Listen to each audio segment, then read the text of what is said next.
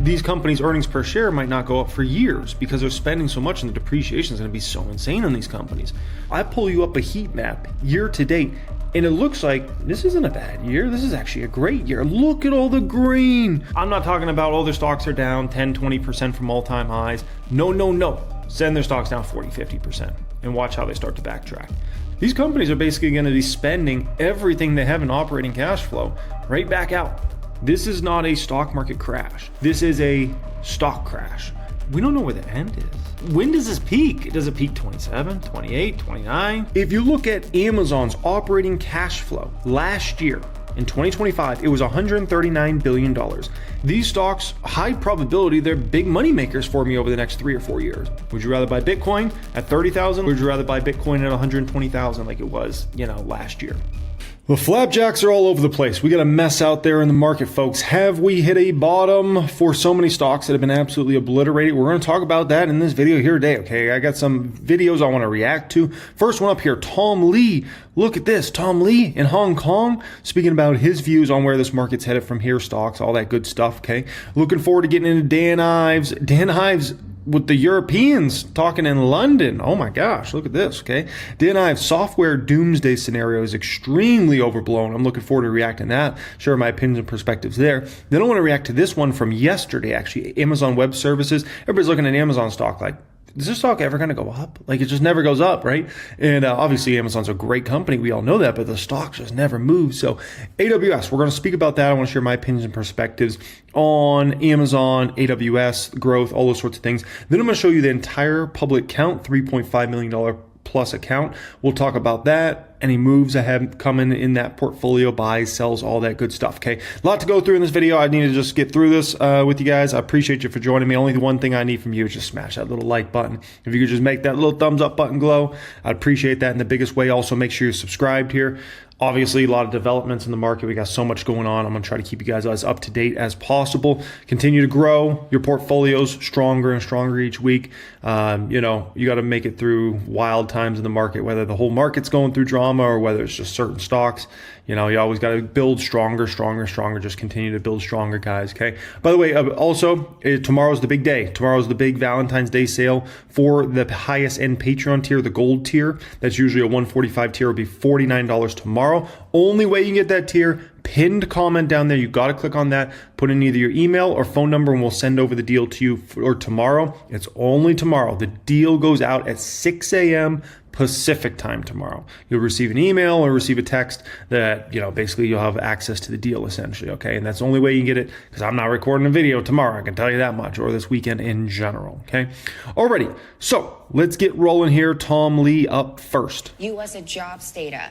Do you think it perhaps changes your thinking in any way, or the revisions matter more?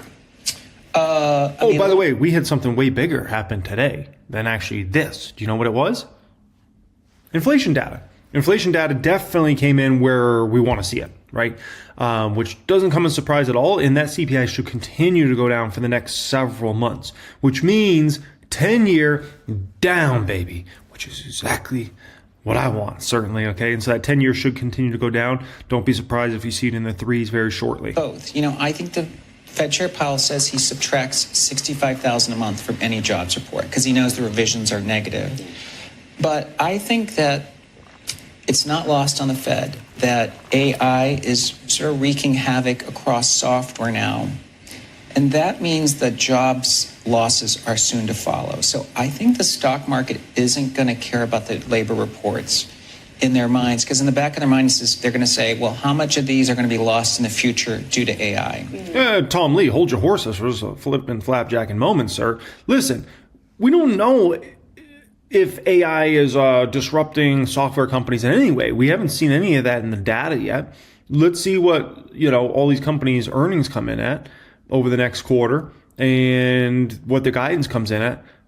My guess is ServiceNow, Salesforce, Adobe, all these companies are going to report inline reports or better than expected.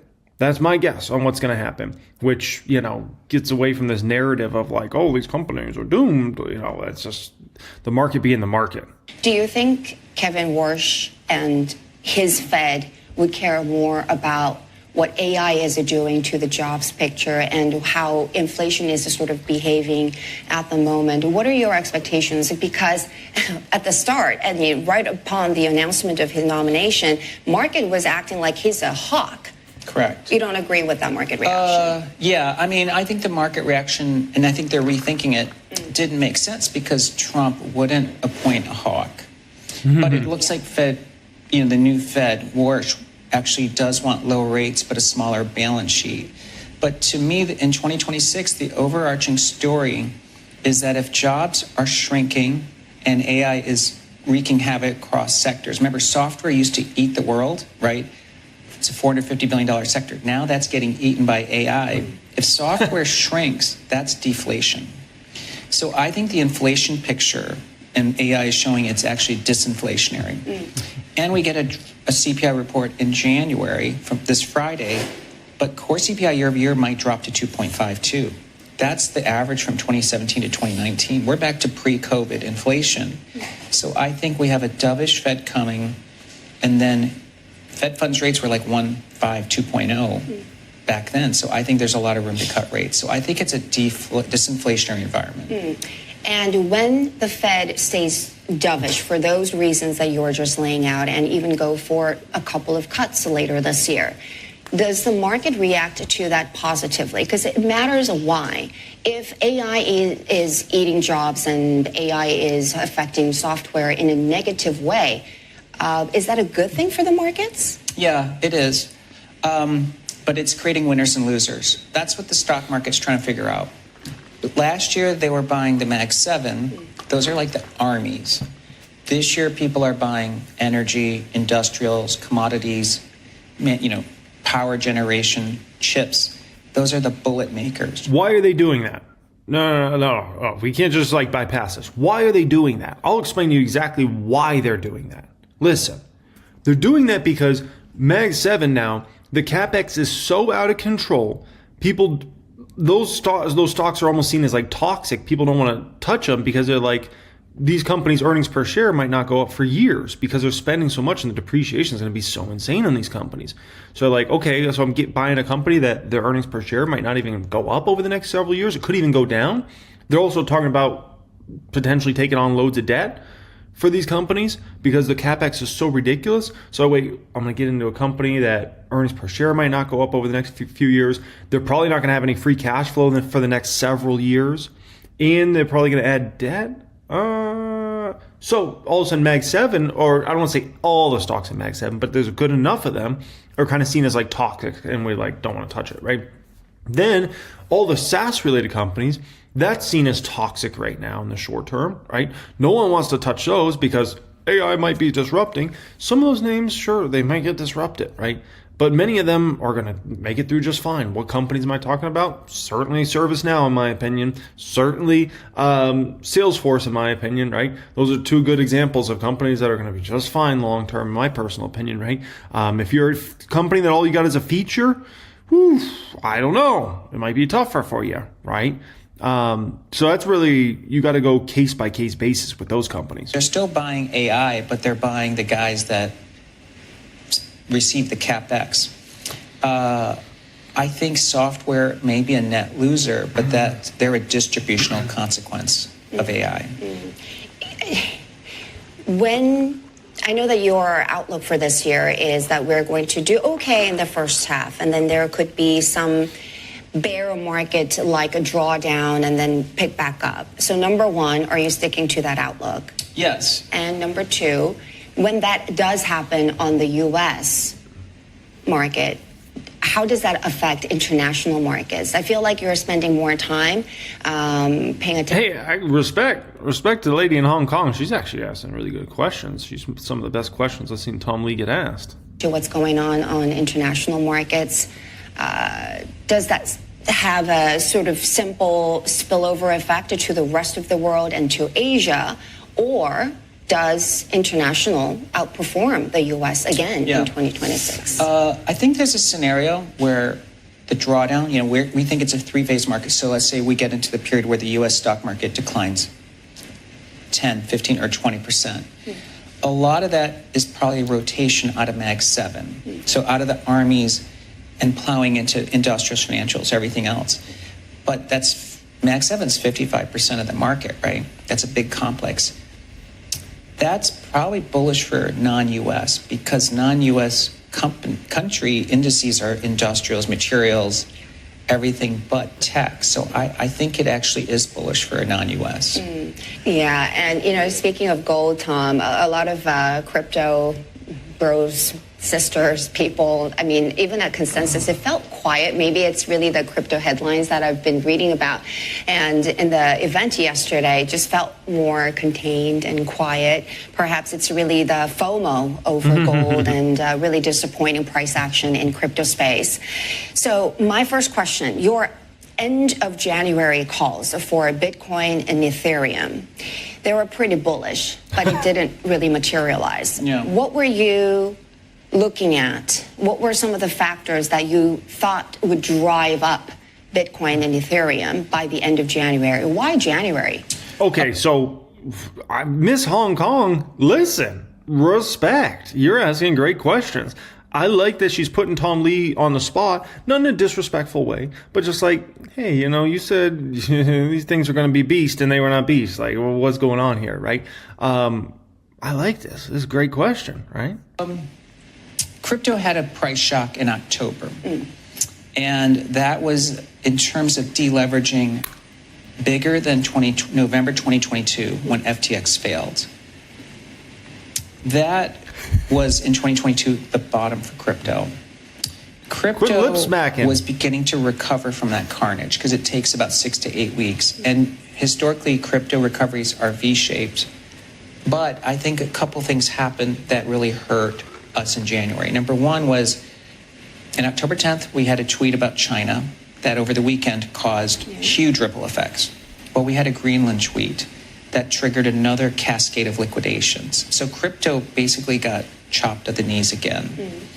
The second is that crypto investors have been frustrated, as you correctly point out. Consensus in Hong Kong, the mood is horrible because past crypto winters, which are bear markets, happen when the stock market's declining. So people don't feel bad about I'm stuck in crypto, but everything stinks. Yeah.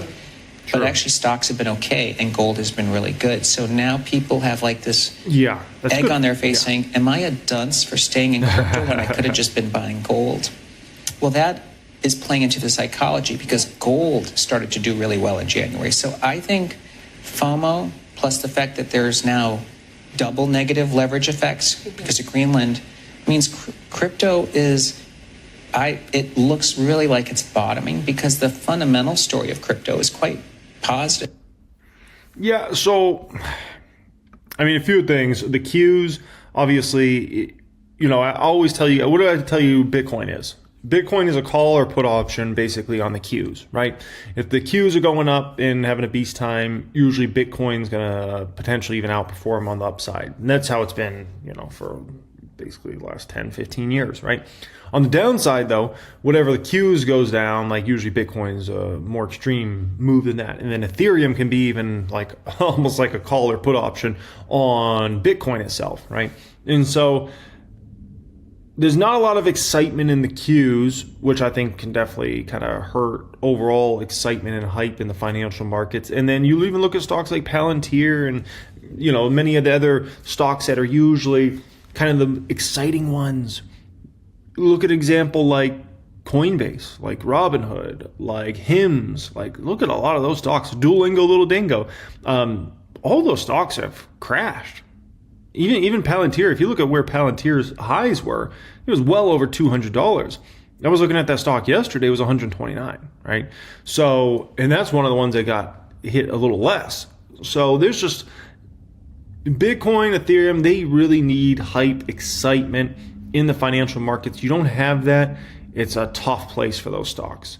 Value and dividend stocks can do just fine in that environment. And that's why you're seeing a lot of those sorts of stocks do amazing. I was talking with the private group today. I was talking about Coca-Cola stock up 15% for the year. Talking about Pepsi stock up 18, 19% for the year. Caterpillar stock up 33% for the year. Something insane like that. These are the boring value dividend stocks, but look at them, absolute beast. Absolute beast.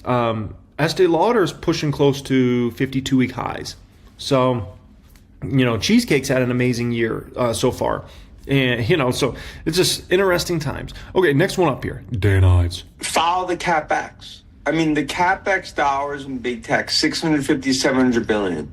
That is central. In other words, the spending is even going to be more accelerated than I think people thought coming into the year. So when you look at some of maybe the Armageddon, I think fears that we're seeing, specifically in software and I think some of these tech names, it's way overblown. It's a multiplier. I mean, we've talked about on the show, for every dollar spent on CapEx, you have essentially an $8 to $10 multiplier across the rest of tech, infrastructure, energy. And that speaks to our view. This is a deep seek type movement that's a golden buying opportunity for the winners.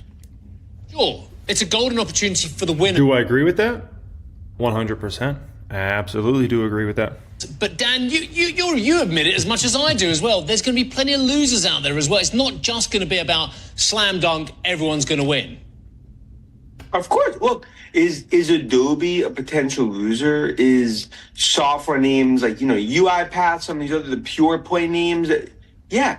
But is Salesforce, ServiceNow? No. I think Salesforce, ServiceNow are going to be core parts of the play in the AI revolution, the use cases. Because today, it's really only Palantir that's shown it. I just think right now that the street is miscalculating the ripple effect that we're going to see across tech. And I think what you're seeing here is obviously just a massive dislocation. I would say in my career, it's the most disconnected call that I've ever seen, specifically the software sell-off, where you're essentially treating the sector like it's a structurally broken sector.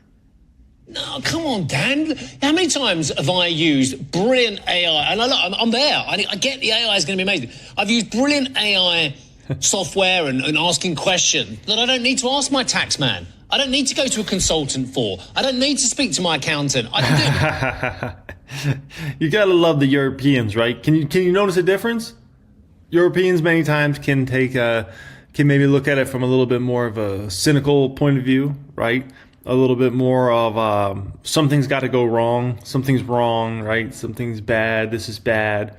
A little bit more of a pessimistic take, right, than an optimistic take, which you do have to wonder. Is that why we got all the damn money in the United States? That's why people are worried about this. Gotta be optimistic, stuff. baby. Look, and it's a great point. And remember, this is a fourth industrial revolution. You gotta be optimistic, you gotta be delusional. Ask any great businessman that, they'll tell you that. Like, gotta be optimistic, gotta be delusional. And Jensen will tell you that. Now he's got the biggest company in the world. He's like, he's had interviews before. I don't know if you guys ever heard Jensen talk about, founding NVIDIA, and he's like, this is impossible. Like, what we've done and what we've built here is literally impossible. But he's like, I was just delusional, optimistic, and, we just kept going and going and going. And look what we got now, $4 trillion company. The most innovative technology we've seen, but the install base in enterprise with these software players, the hundreds of thousands of customers. I mean, it takes 2 years a lot of times just to get a demo in some of these companies. So that's really, that's the moat. When you think about the barriers to entry and exit for these software companies, that they will play a huge role in the build out of the AI revolution. I think that is really the disconnected part. Are there pure play names that are going to be disintermediated? Yeah. But I think the street is misfiring here relative to the subsector that you're seeing in software. And I think in terms of the AI trade, I mean, when you come out of earnings, you look at CapEx, and that validates what I view as really, we'll call it a third of the way through this build out. Yeah, look, Dan, I hear you, and I agree with a vast amount of what you're saying, but I was talking to the CFO of SAP the other day, a man who's right in the eye of the storm. And I said to him, what do you think about this CapEx spend? And you've already said in your first answer, follow the CapEx. And he drew my attention to something which I knew about, then I've forgotten about, then I remembered again, and that was dark fiber. And he said, look at the amount of dark fiber that's still in the ground from the boom that we had that you and I remember so well, Dan, in the late 90s, early noughties. He said there's a lot of infrastructure which was laid down that nobody ever used. And that, I guess, is a bit of the worry. Sure, and look, and obviously SAP has a great vantage point. Ultimately, I view them as a winner, when it comes down to from the software side. But as someone that covered tech in the late 90s, the use cases weren't there. These companies were essentially backed by, called Series Z funding, that they never really had business models that were going to be able to thrive. They were PowerPoint presentations. Now you look at the use cases that we're seeing, and then you look at it's big tech. A lot of these companies have more cash than some countries, and I think that's what's fueling it. And the use cases are as real as we've ever seen in terms of where this is all going: autonomous, robotics, the future of enterprise. And I think that, look, I get the comparison and I hear it all the time, but this is a white knuckle moment. I think we look back at 3, 6, 9 months from now as an opportunity not to start what I view as a structural continued sell-off this year. I mean, if you go back to the late 90s, you had plenty of companies in, businesses and PowerPoint presentations that they thought they had something, right? Pets.com, that's always a famous one that everybody talks about. Pets.com, like they had something. They're like, oh, people are going to buy pet stuff on the internet, right? And sure, like that's a possibility, right? But they couldn't get there.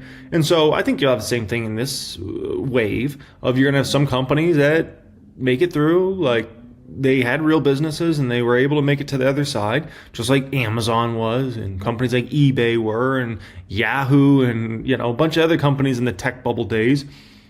And then other ones that, Yahoo's a really good example of one that had a crazy valuation on it, and they made it through the tech bubble. They were still relevant, right? Obviously, their relevancy has really fallen off the last 10, 15 years. Like, I don't know that many people that use Yahoo anymore, but Yahoo, that used to be the go-to email address.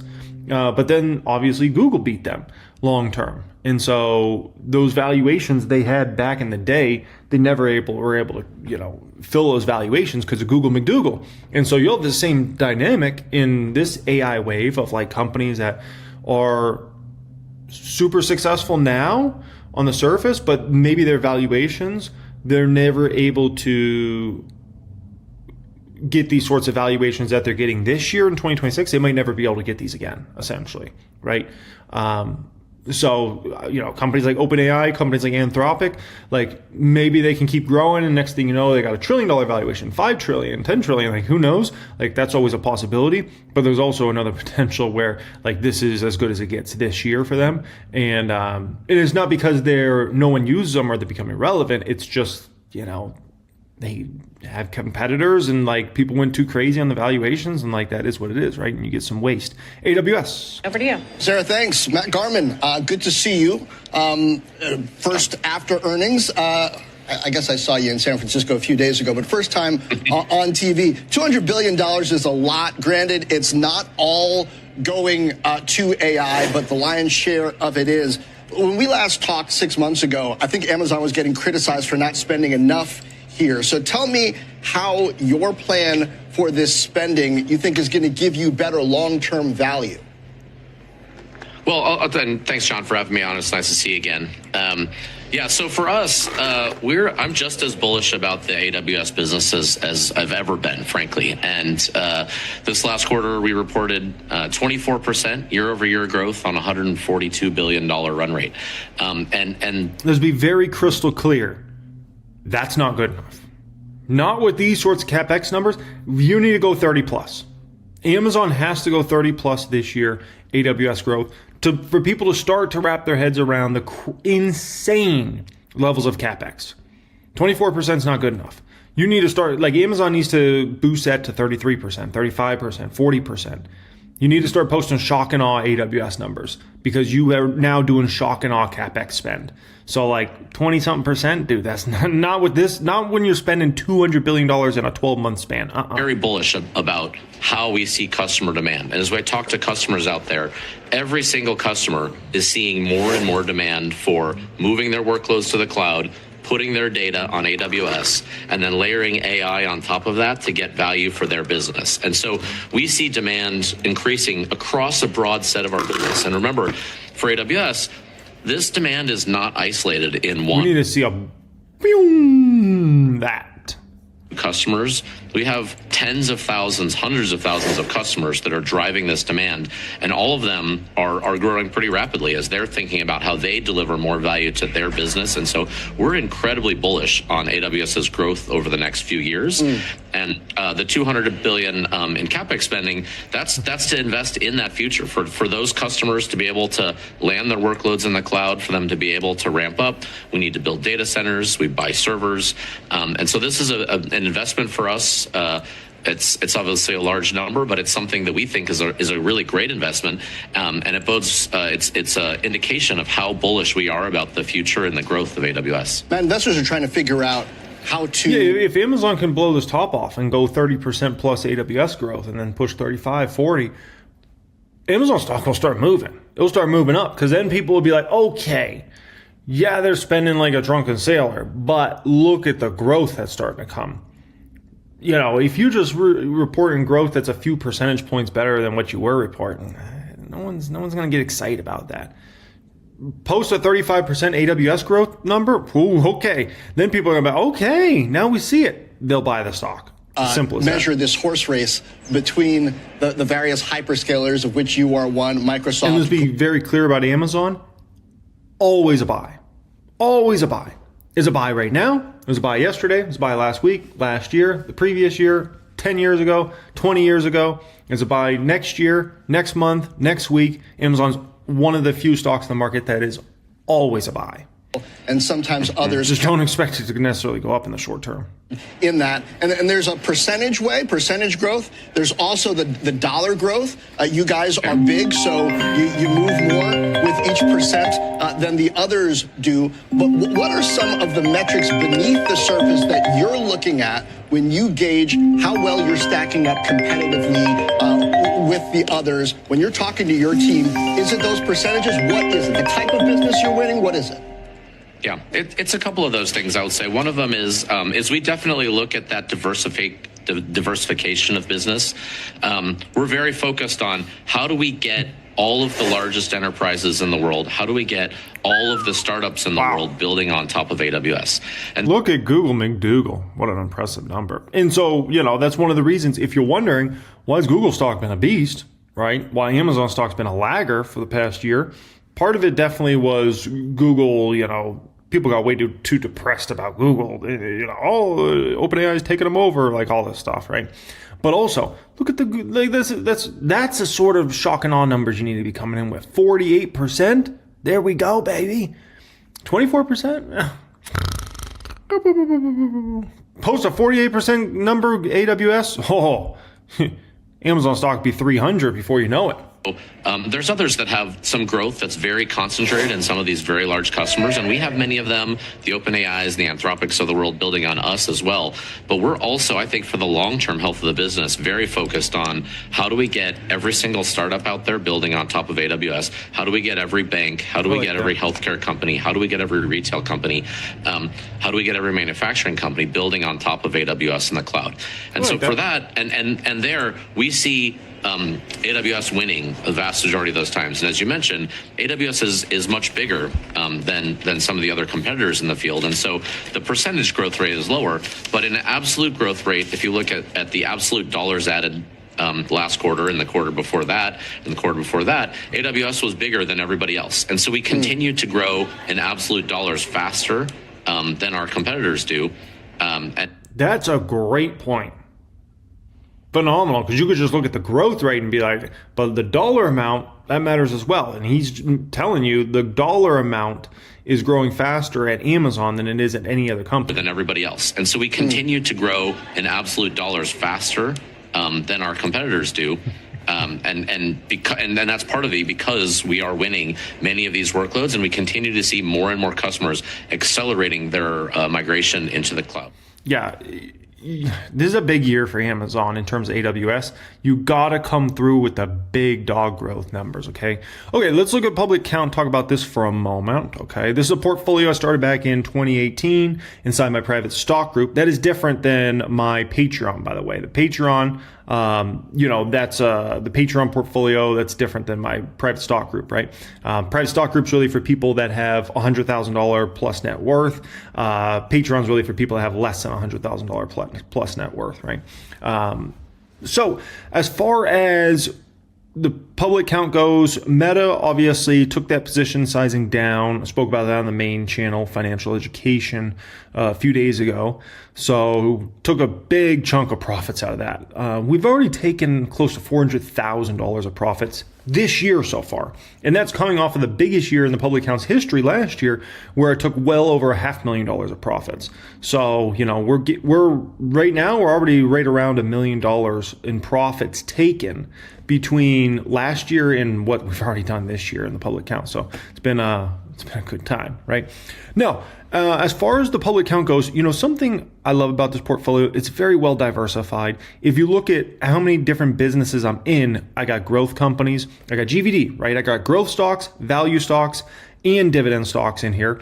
I have a fair amount of companies that are very fast growers. Let's call it 15+% revenue growers in this portfolio. But I also got other, plenty of stocks in here that are growing revenue more in the 3 to 9% range, right? That are just solid growing companies. They're not going to, shock you with like, oh my gosh, they just grew revenue 25%, but they just come through, put up their numbers, great profits, great cash flows, stable business models, right? And so, and then I got my hedges on with TSLZ. Fidelity has it in two different positions here. I might call them and have them just combine these two together.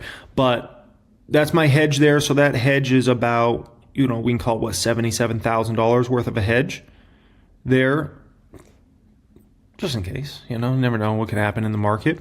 But, yeah, the portfolio is just very well diversified. And the other thing I love about this portfolio, it's definitely a sea of green overall. But keep in mind, like most of these stocks are not even remotely close to their 52-week highs, right? Like this shows you, Fidelity pulls it up here where it shows you, how close you are to the 52-week high or low.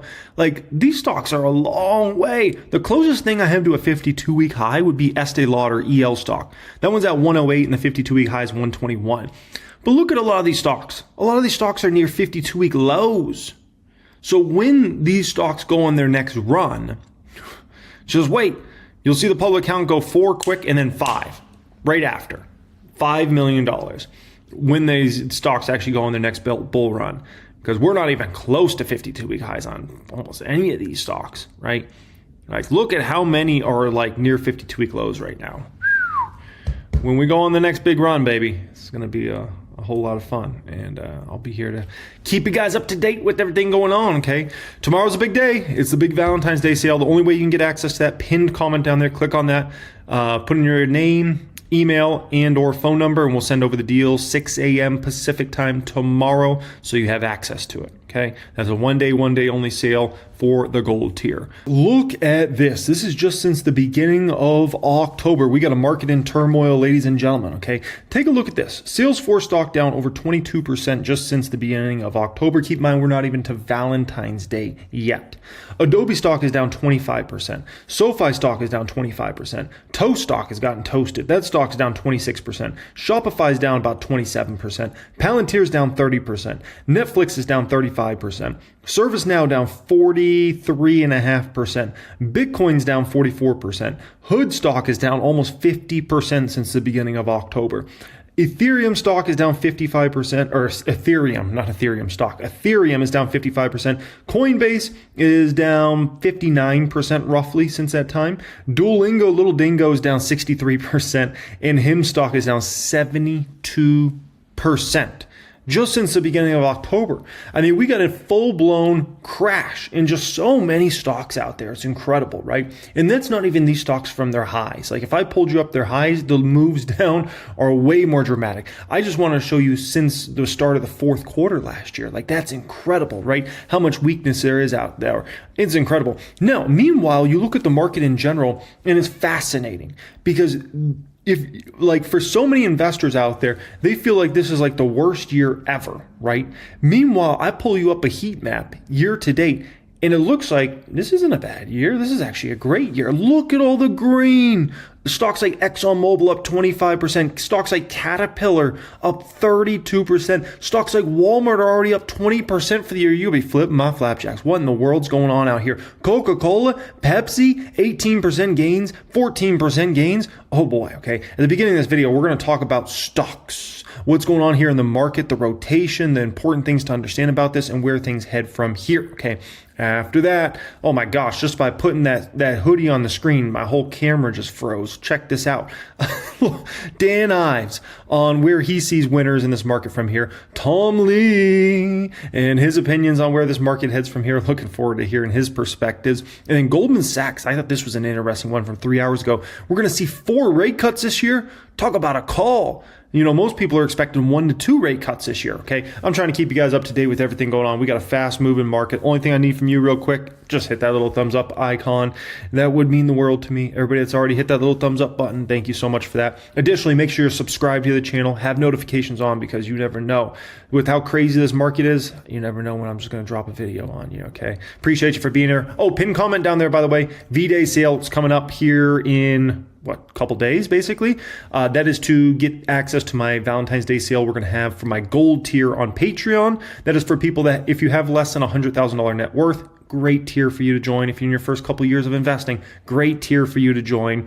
That gets access to my Become a Master Stock Market course, see stocks I'm buying and selling each week in the Patreon portfolio, and access to that Patreon Discord chat, okay? That will be pinned comment down there. Access is going to only be $49, but it's that day and that day only, okay? Alrighty, so let's start talking. Let me explain what's going on in the market, okay? As far as what's going on this year with the rotation, all that, okay? Listen. It's very crystal clear. We have huge amounts of money moving out of big market caps, right? Mag 7 type stocks, right? And into the little stocks that no one's cared about for years. If you really think about, right? If you think about the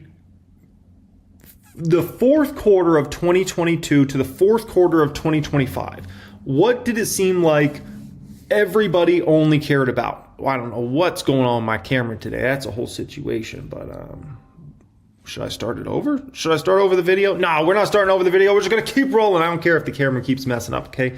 But since the fourth quarter of 2022 to the fourth quarter of 2025, the only thing people cared about, you know what it is? Mag 7 stocks. Who cares about the rest of the market? Who cares about all the other stocks? Everything else is basically like forgotten, right? Other than the very cream of the crop top stocks. And all of a sudden, now the stocks in play are those stocks that have been killed for years, right? And you clearly have major rotation out of all the big money stocks that everybody's cared about for the last several years. You got stocks like Palantir already down 27% for the year. Oracle stock down 19% for the year. Mr. Softy, Microsoft's already down 16.16% to start the year. Unbelievable moves, right? I mean, you know, look at CrowdStrike, Palo Alto Networks. Look at Apple. Apple's now down for the year almost 4%, and their numbers are the best they've been in years. You even look at something like Broadcom. Broadcom's down for the year now. AMD a little bit. Amazon, almost 14% down for the year. Tesla, my Tesla's down about 8% so far, right? If the market gets hit, that one's going to get hit a lot harder. Meta's down for the year. Even Google McDougal's now down for the year. Incredible. Like these, and also the financials have been something that's also been a big beneficiary the last several years as well, right? That's kind of like underneath those Mag 7 type stocks. Stocks like Netflix had been the hot things. Look at Netflix down 18%. And so you have this money coming out of here, right? That's big dog money. Big dog money. We were talking about these market caps or these companies are in the hundreds of billions or in the trillions, right? And so you got just unbelievable quantities of money coming out and going into these other stocks that people honestly really hadn't cared about for years, right? Like, you know, who's been talking about Boeing stock? And that stock's up 11% for the year. Who the heck has been talking about Coca-Cola stock? Coca-Cola's up 14% for the year. Who's been talking about Pepsi stock? Pepsi's up 18% for the year. Monster's up almost 7% for the year. I mean, it's incredible, right? So it's the ones that have been forgotten, no one cared about for the longest time, and now all of a sudden, like who's been talking about oil and gas stocks, right? That was a talk back in like 2022. people are like, oh, you need to rotate to oil and gas stocks. What a horrible decision that would have been. Oh my gosh. Like, you should have been rotating money in 2022 to tech stocks while they were getting obliterated. Catching those fallen knives because of money you made over the next several years was ridiculous, right? So fascinating as far as what we have there. Now, the question is, I think next on investors' mind, before we do some more stock talk here and then we get to some reactions, is when does money start to rotate back into the big dog stocks? Okay. That's probably the next question. So it could be a long time. It could be a long time. Here's why. You need a catalyst to rotate money back out of those stocks and then into big tech. Where's your catalyst going to come from? You know growth rates are going to be good for these companies. So growth rates would have to be way far exceeding. Like, I'm talking about, okay, Meta, we think their revenue is going to grow 31% next quarter. They grow 45%. Oh my gosh. Okay. Money will rotate back to Meta, right? Amazon, let's say people are expecting 22% AWS growth next quarter. Just throw that number out there, okay? And let's say all of a sudden AWS comes in with 35% growth, 33% growth. Oh my gosh, what the heck? Amazon Web Services is going crazy again. Boom, money will rotate. It needs to be shock and awe. To just beat numbers is not good enough to say, okay, we're rotating out of all these other stocks that no one's cared about for years, and we're going to rotate money back into Mag 7 because the spend on Mag 7 is so ridiculous. Watch the video I posted on the main channel last night. It's called Financial Education if you haven't got to check out that video yet, right? That one goes into the math around it. The math is ugly. So don't expect like just magically everybody to say, okay, now we're going to sell all these other stocks and go right back over to the Mag 7. It could be years. Unless the growth rates are so shocking. Or if these companies kind of lead on that, you know what, CapEx is probably peaked and we're going to flatline or go down from here. Then people say, okay, finally they're putting a chill pill on the crazy spend, right? But so as of yet, it doesn't seem like these companies are ready to flatline or decrease CapEx. It seems like if anything, 27, they might want to take it higher. 28, they might want to take it higher. You need to have these stocks go through a lot of pain. These stocks go through a lot of pain. Send Meta down to 350 and watch how Zuckerberg starts to backtrack on CapEx spending. Just watch. Send Amazon stock down to 140, down to 130, and watch how Jassy and Co. Trust me, they did it in 2022. They would do it again. But you got to have their stocks go through a lot of pain. I'm not talking about, oh, their stocks are down 10, 20% from all-time highs. No. Send their stocks down 40, 50% and watch how they start to backtrack. That's what you need to have happen.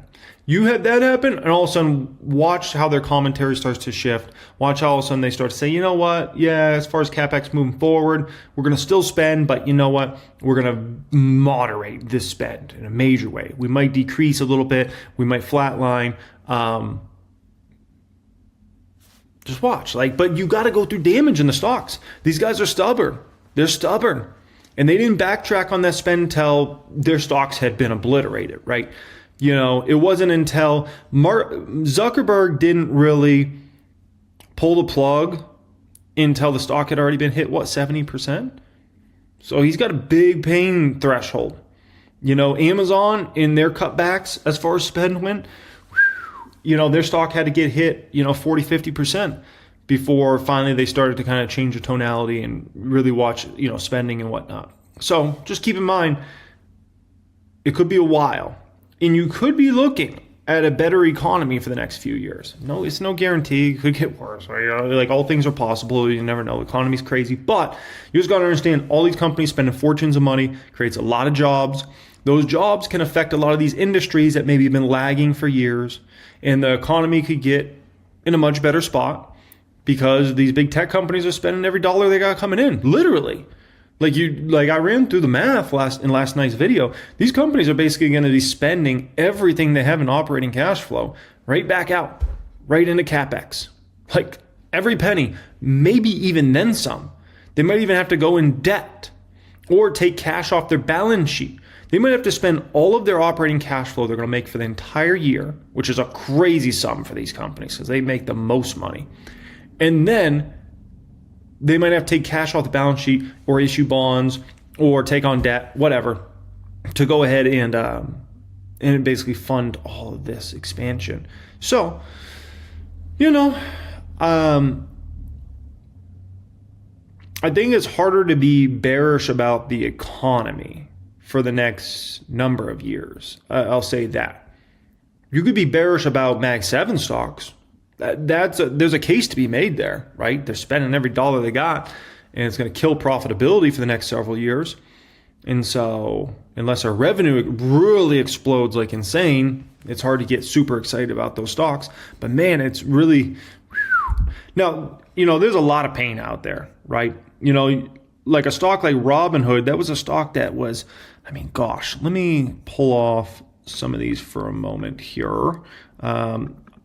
Hood's numbers, let me be very crystal clear about Robinhood. Hood's numbers are amazing. They really are. They're very, very good numbers out of that company. You know, when I look at the income statement, when I look at the balance sheet, it's impressive when it comes to Hood. So Hood topped in the 150s, it looks like, right? So we're now at a point with Hood where it's down over 50% from its highs, right? So pretty significant. For a stock like Hood, though, just understand this might not be the bottom.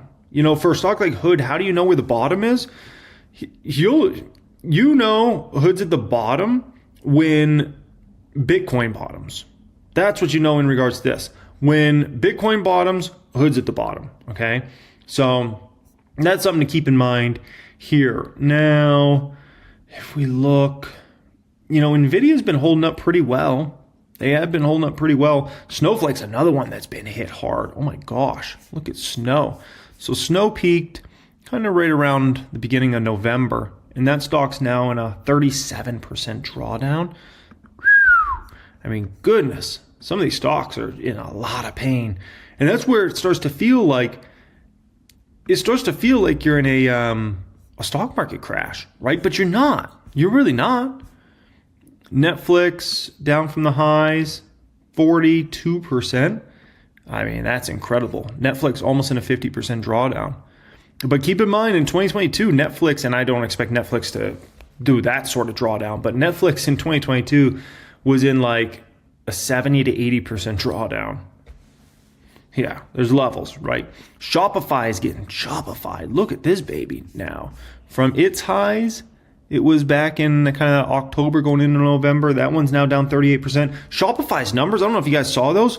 Phenomenal. I graded their income statement last night. Shopify's the most underrated big tech company, in my opinion, in the world. Most underrated. They're guiding, from what I saw in their guidance, they're guiding for revenue in the 30s, 30% growth plus, like for this year. It's incredible. Shopify is a very underrated stock. Now, keep in mind the valuation is not necessarily cheap, as long if you're thinking about it on a short-term basis. The stock still, forward P wise, I would say Shopify is probably at about a 50 or 60 forward P, which is certainly not cheap, right? But if they can grow at anywhere close to a 30% growth rate over the next few years, like, dude, Shopify's got big moves upward to go over the next several years. But right now it's caught in the drawdown. I mean, IGV's obviously just gotten pummeled. IGV's ugly. And this is the software ETF, if you guys are not aware here. IGV, is it now down, 30% from highs?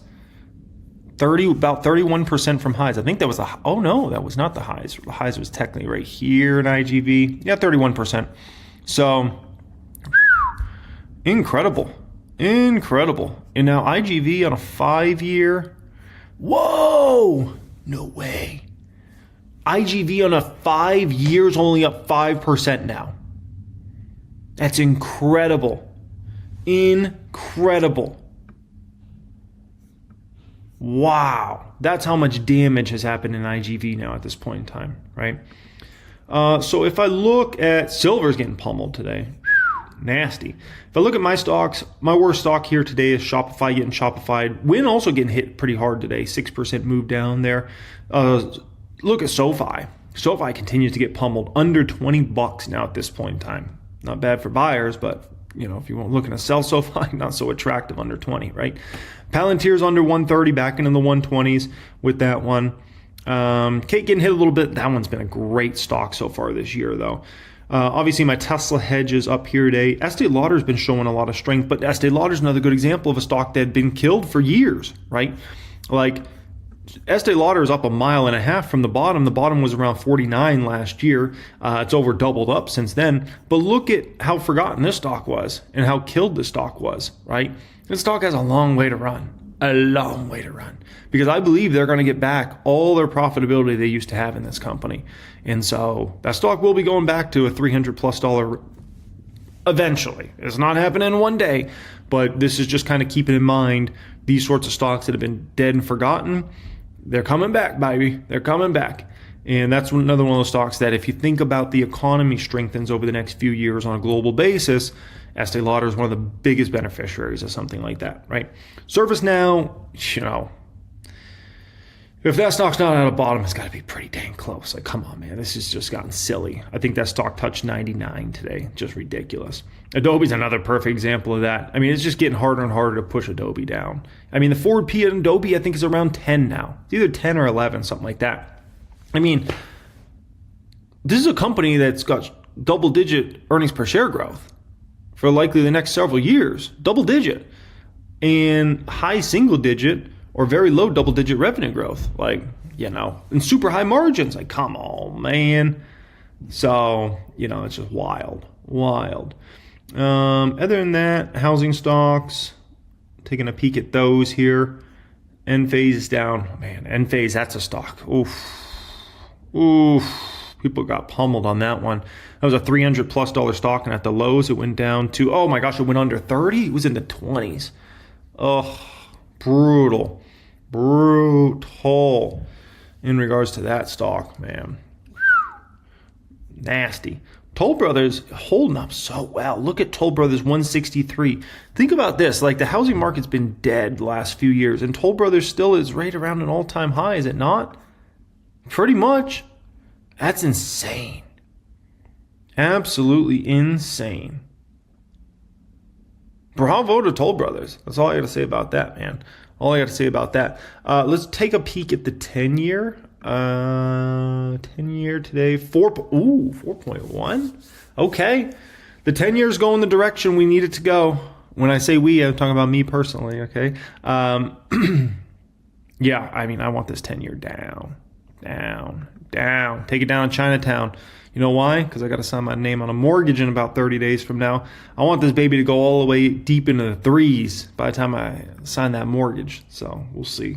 We'll see what happens with that. But other than that, just continued devastation, I would say, overall, for countless stocks. But it's not the whole market. Let's be very crystal clear about what's going on in the market. This is not a stock market crash. This is a stock crash. There's certain, and other assets as well, right? Obviously, silver started to crash recently. Obviously, Bitcoin's going through it. Ethereum's going through it. But we're not in a stock market crash. That's a fascinating thing. This is a stock crash. There's certain stocks that are down 60, 70, 80%, right? They're big name companies too. It's not like these are some micro cap no one ever heard of. Like, these are popular stocks down 30, 40, 50%. And yet you got, people in the government talking about, why are you talking about this? Talk about the Dow's at, 50,000, right? Meanwhile, I would say most retail traders or investors are in pain. Down significantly, and oh my gosh. All right, Dan Ives, look at that hoodie. Oh my gosh. Little press releases from Anthropic drive hundreds of billions of dollars in sell-offs. What do you make of that?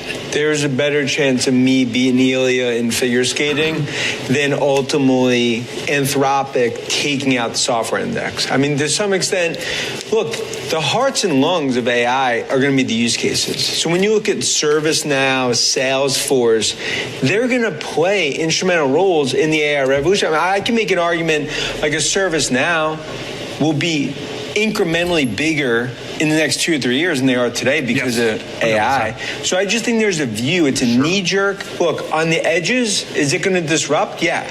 But I think right now, this is an Armageddon-like trade, the way software is selling off.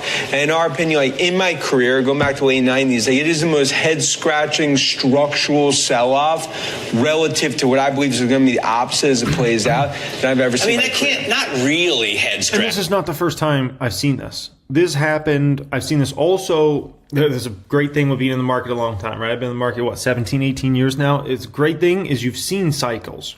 I've seen so many cycles come and go in the market. I've seen it where the market's freaked out when businesses went from selling a product one time into business models where they started to go to the cloud and started to create basically like recurring revenue streams. So for instance, like Intuit. If I recall a long time ago, Intuit used to sell QuickBooks and TurboTax products like that. There was like a one-off fee, you bought it, and you were able to use a product. And then they switched to cloud, and Intuit and QuickBooks became like a subscription fee, and same thing with TurboTax, right? And that was a big fundamental change in their business model. And people were freaking out at that time. Microsoft did the same thing, right? Microsoft used to buy it one time, and now there's like a whole suite of Microsoft products. And so that happened to a bunch of business models. There was a freak out about that. There was also a freak out when we went to what's called the mobile revolution. The mobile revolution, which now you just think about like your smartphone, right? And like iPads. But back then we called it the mobile revolution. And so this was all these companies going from desktop websites and things like that into the app store, right? And oh my gosh, what's this going to do to their business models? And are people going to use it the same? And are they going to be able to transition?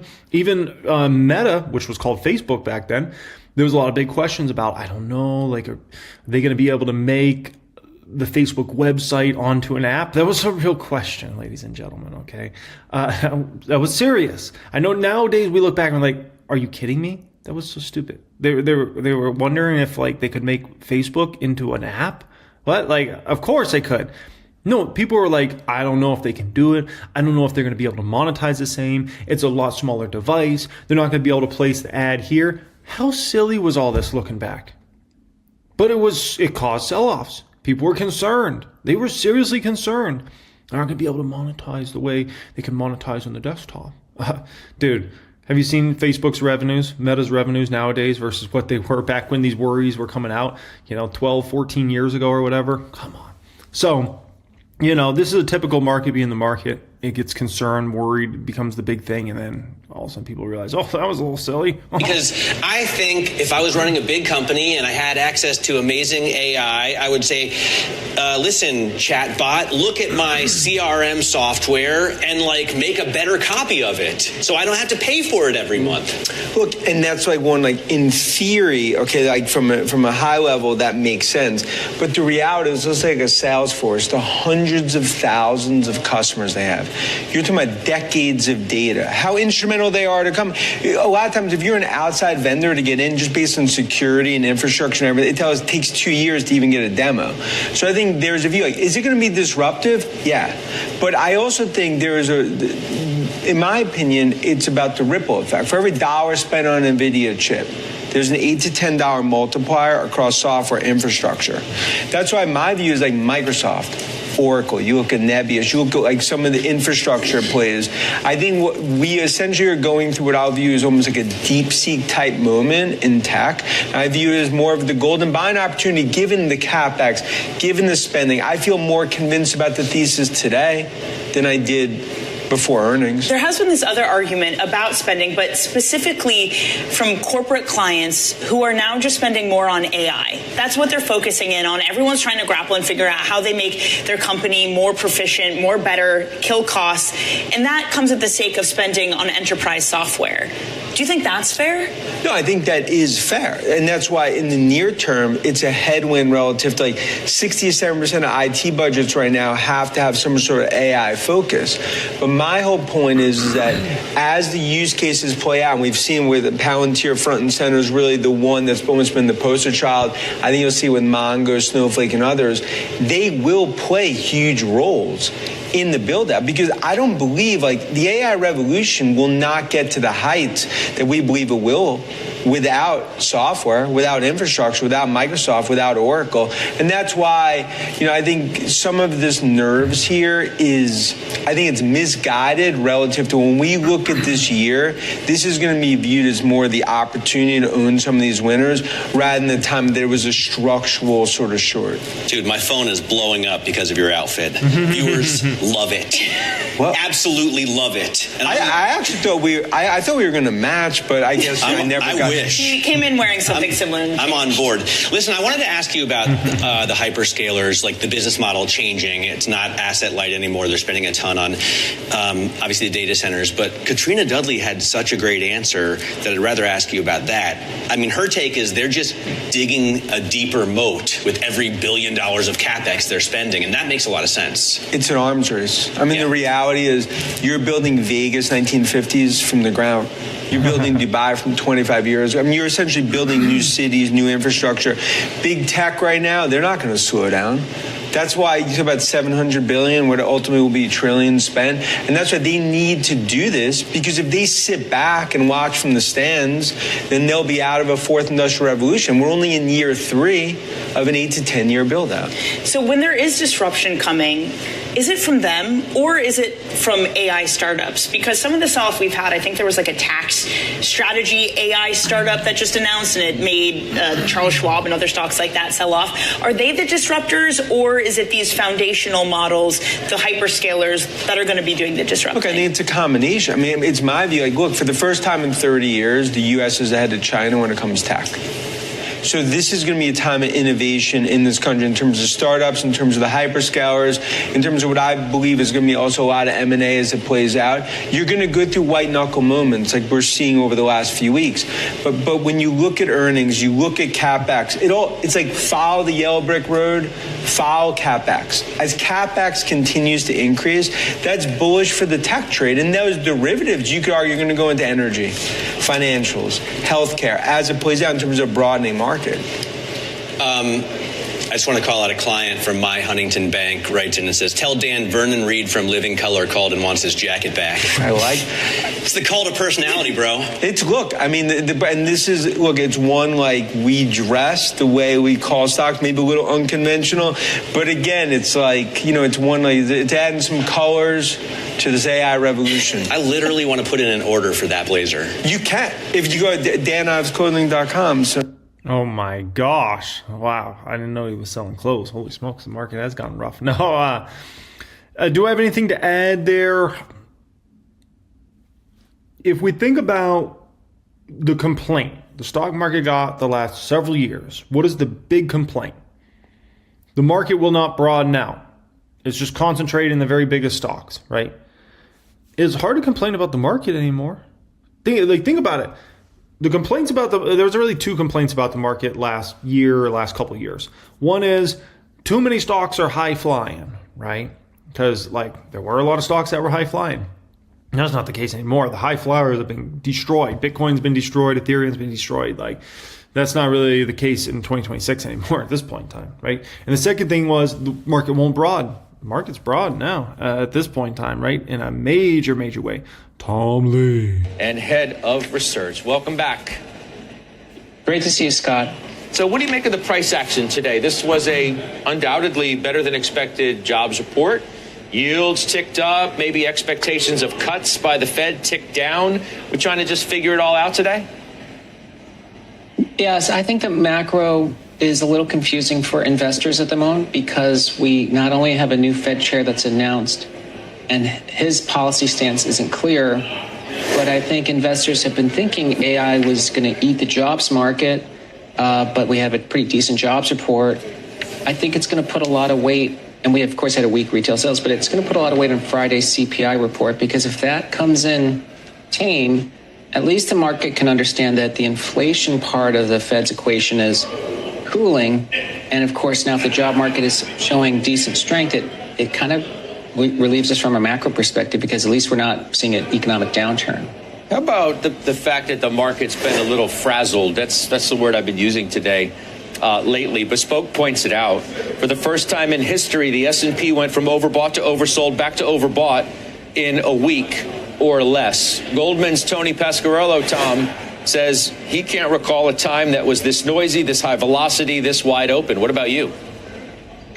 It's very confusing, Scott. I think that there's two things happening, but I think one is really the bigger effect.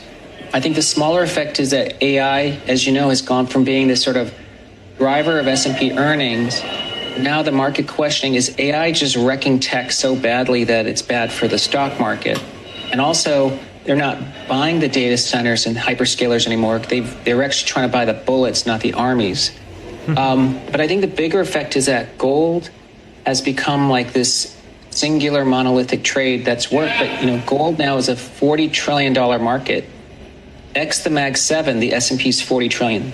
Gold is now bigger than the stock market. So I think as gold rises, I think investors are wondering, do they really want to use stocks as a store of value if they can just be buying gold? Man, I just feel like we're kind of going down the line of the AI shooting gallery. And first you take down some of the mega caps, and then you take down a lot of software, and then you take down some of the private credit names, and then you take down some of the financial data related names.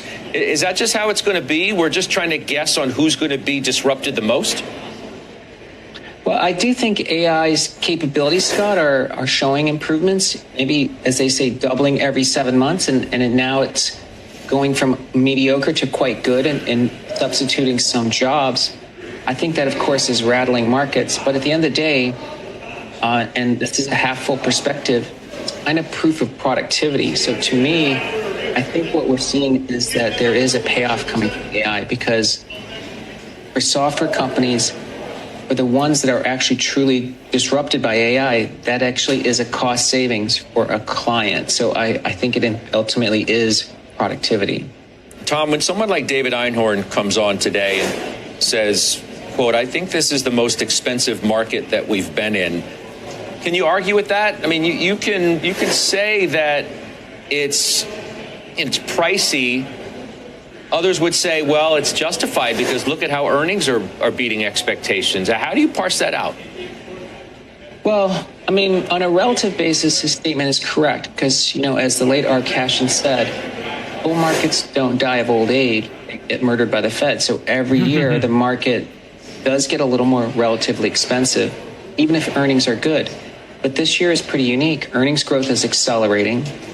The ISM is back above 50 after spending basically 3 years below 50. We have a new Fed that ultimately I think the market is concluding is dovish, and David Einhorn actually believes he's dovish. So that's supportive of multiples going up at a time when the stock market has been shown 6 black swans, from all the way from COVID to the tariff disruptions, and still grew earnings. So I think the market's going to have to start to give a higher PE to the equity market, just in the same way that gold's being re-rated at the moment. Gold's PE multiple, price to sales, I think is over 50 times right now. So if gold can re-rate, I think equities can re-rate higher. Okay, if gold can re-rate, equities can re-rate higher. Listen, ladies and gentlemen, let me be very crystal clear about this. Don't ever make your investments hoping that a stock will necessarily re-rate to another valuation of a certain price sales multiple, a certain trailing 12-month PE, forward PE, things like that. Make your investment based upon you expect the earnings per share to grow massively over the coming years. And maybe the multiple stays the same or roughly around where it is or something like that, right? And if it does grow at all, it's very, very modest. But, don't ever necessarily bank on it getting a new upgrade in regards to multiple. Goldman Sachs, Johnny Fine. We will see 4 rate cuts this year. Is a big call. Perfect time to have you here. Call. So how's the market absorbing all of these financing needs? Well, the short answer is incredibly well. The Oracle financing priced last Monday, the debt component of it, that was a $25 billion debt financing that had the largest order book in our market in history. Clearly digested very well. I think the market viewed Oracle as having drawn a line in the sand with respect to its balance sheet and how it expects to fund for the remainder of the year. When we flip the clock forward to this week, we saw incredibly robust demand for Alphabet both in the dollar market on Monday and then also in the sterling market on Tuesday, where they issued the largest sterling deal that had ever been done in the capital markets. And they issued a very large Swiss franc denominated bond deal as well.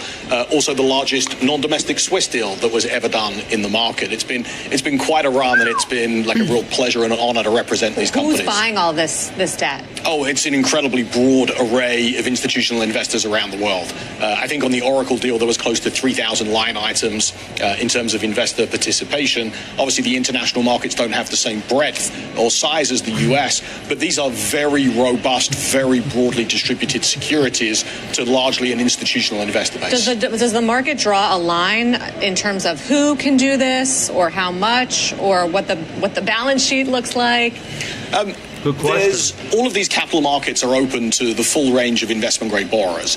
Obviously, when we think about some of the more specialty niches that some of these borrowers look to execute in, 100-year sterling is a market where there's a pretty narrow Venn diagram of issuers that investors are willing to buy and issuers who are willing to issue in that long a tenor.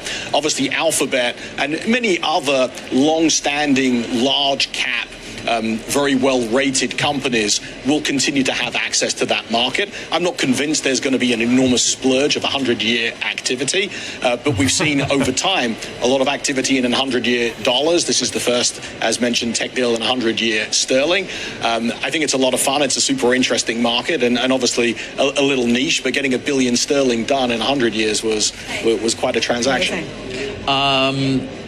The capital needs of some of these companies are seemingly endless. Many of them know what their bonus is on that. Oh my gosh.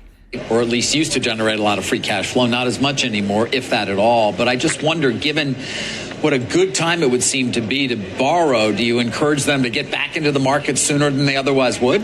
Well, they'll plan over the course of the year, as anyone would, and they'll look at various different levers that they have to be able to fund this CapEx. You're right. These CapEx announcements continue to grow, and they continue to change and be revised upwards.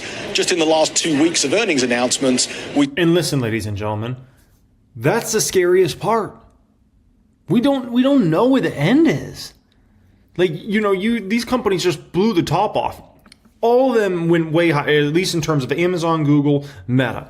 Way higher than anybody anticipated on the street. Way higher than I anticipated. I saw Meta and their guys. What? And then I saw Google, and then Amazon comes in with a $200 billion number. Almost fell off the couch. I'm like, you gotta be, what? We don't know where the end is. Like, when does this peak? Does it peak 27, 28, 29, 2030? Like, we don't know. All we know is it's just unsustainably going up at just a rapid clip in terms of this CapEx. And that's pretty scary. CapEx announcements go up versus previous estimates by between $120 and $150 billion. Some will rethink about how they're allocating capital, whether it be reducing M&A or reducing share repurchase. Others will have plenty free cash flow. Others still will find a need to be able to go to the debt capital markets, and they'll look to do that in a way where they can support their credit ratings and existing leverage. And so, of course, credit conditions right now are very affable. They're affable in the US. We're close to the 1997 lows in terms of credit spreads. That's also true in the international capital markets as well. Right. It's clearly a great environment, although I'm not expecting a huge amount of disruption to credit costs as we think about evolving over the course of this year. And nobody seems concerned. I mean, these are obviously incredibly profitable companies, many of them we're talking about, but they are going to negative free cash flow. I mean, it's something I think few of us would have anticipated seeing, certainly in 2026. I would concern agree. In the bond market about that? No, because the expectation, it's really a short-term build of an extraordinary amount of infrastructure. It's obviously clearly the largest infrastructure build in human history. And there will be some companies who will go into deficit in the short term as they pay for that build, with the payoff in subsequent years, whether that 2, 3, 5 years forward, looks to really pay down that leverage and get into a much more robust free cash flow position. Meantime, overall, you remain quite dovish on rates in general, yes? You think the 10-year maybe goes into the threes? Yeah, I still think that we can see 3.5% in the 10-year later on in the year. I think it's a combination of two factors. One, I agree with what David Heinen was saying yesterday. I think there'll be 4 cuts over the course of this year. They'll be back-end loaded. My view is that the first cut will be in June. That's obviously not in line with Jan Hatzius and his team. I'm more dovish than they are. And that's simply because I think that with Walsh coming in as Fed chair, I believe that the Fed will move to a more anticipatory stance when it comes to making monetary policy decisions. Oh, that's very interesting stance, and that could be actually what plays out. It just makes me think, I wish my house was built a little slower. Once again, we got that Valentine's Day sale coming up. It is in 2 days from now, and enjoy that one. It's a banger. My #1 course ever, access to the stocks I'm buying and selling. This is really a great thing for if you got less than $100,000 net worth, you're in your first year or two of investing. This is obviously very different than my private group, which is dramatically more in depth and all those sorts of things. In the stock market, like life, sometimes you got to make very tough decisions, right? These decisions are based upon you're trying to project out futures, right? You might end up regretting in some way with a decision you went ahead and made, right? And we're usually trying to think years out in regards to this and how you feel about this decision and what is the outcome of this decision a year from now, 3 years from now, 5 years from now, right? It's tough flapjacks to flip out there sometimes in the stock market, but it's the cost of doing business. And here today, I made a very, very tough decision in the public count. We're talking about $750,000 plus of moves today. Today, ladies and gentlemen, this is the largest moving day in the history of the public count. You are watching a historic video here today, literally a historic video. This is the granddaddy of them all, and you happen to be watching it here today, and I'm happy you're joining me for this one. Yeah, we're going to go over it all, but this is the largest moving day in the history of the public count. That account dates all the way back to 2018. In this video here today, 3 things we're going to cover. What stock I just sold. And it's a big boy. Number 2, why Google, Amazon, and Amazon earnings are probably effed for years to go in the future. We'll run through that today, the math around that, okay? Third subject up here today, what stocks I bought in all of my projections for those stocks over the next several years. Okay, we're gonna run through all that. It's an action-packed video. I just need to get straight into it. I appreciate y'all for joining me. All I need from you is just to hit that thumbs up button. I hope you can do that for me. You're watching a historic video here today. Shout me out in the comments. Let me know you were here for this historic one here today, folks, because you might never see one like this again. Or if you do, it might be years in the future to top a day like today. This sort of move in the public count, ladies and gentlemen, this is a big daddy. You're here for the real deal Holyfield, okay? We're only a few days away, by the way, before that Valentine's Day sale, which is on Saturday. For my gold tier for Patreon, that's access to my Become Master Stock Market course, my #1 stock market course ever. Access to the stocks I'm buying and selling each week. Access to the Patreon Discord chat, all that good stuff that will be pinned comment. That's the only way you'll be able to get access to that deal, essentially. So do keep that in mind, ladies and gentlemen, because I will not be recording a video on Saturday. I'm going to be enjoying my Valentine's Day with my love, okay? So, yeah. Alrighty, ladies and gentlemen, what stock did I sell? Is Big Dog. It is Meta.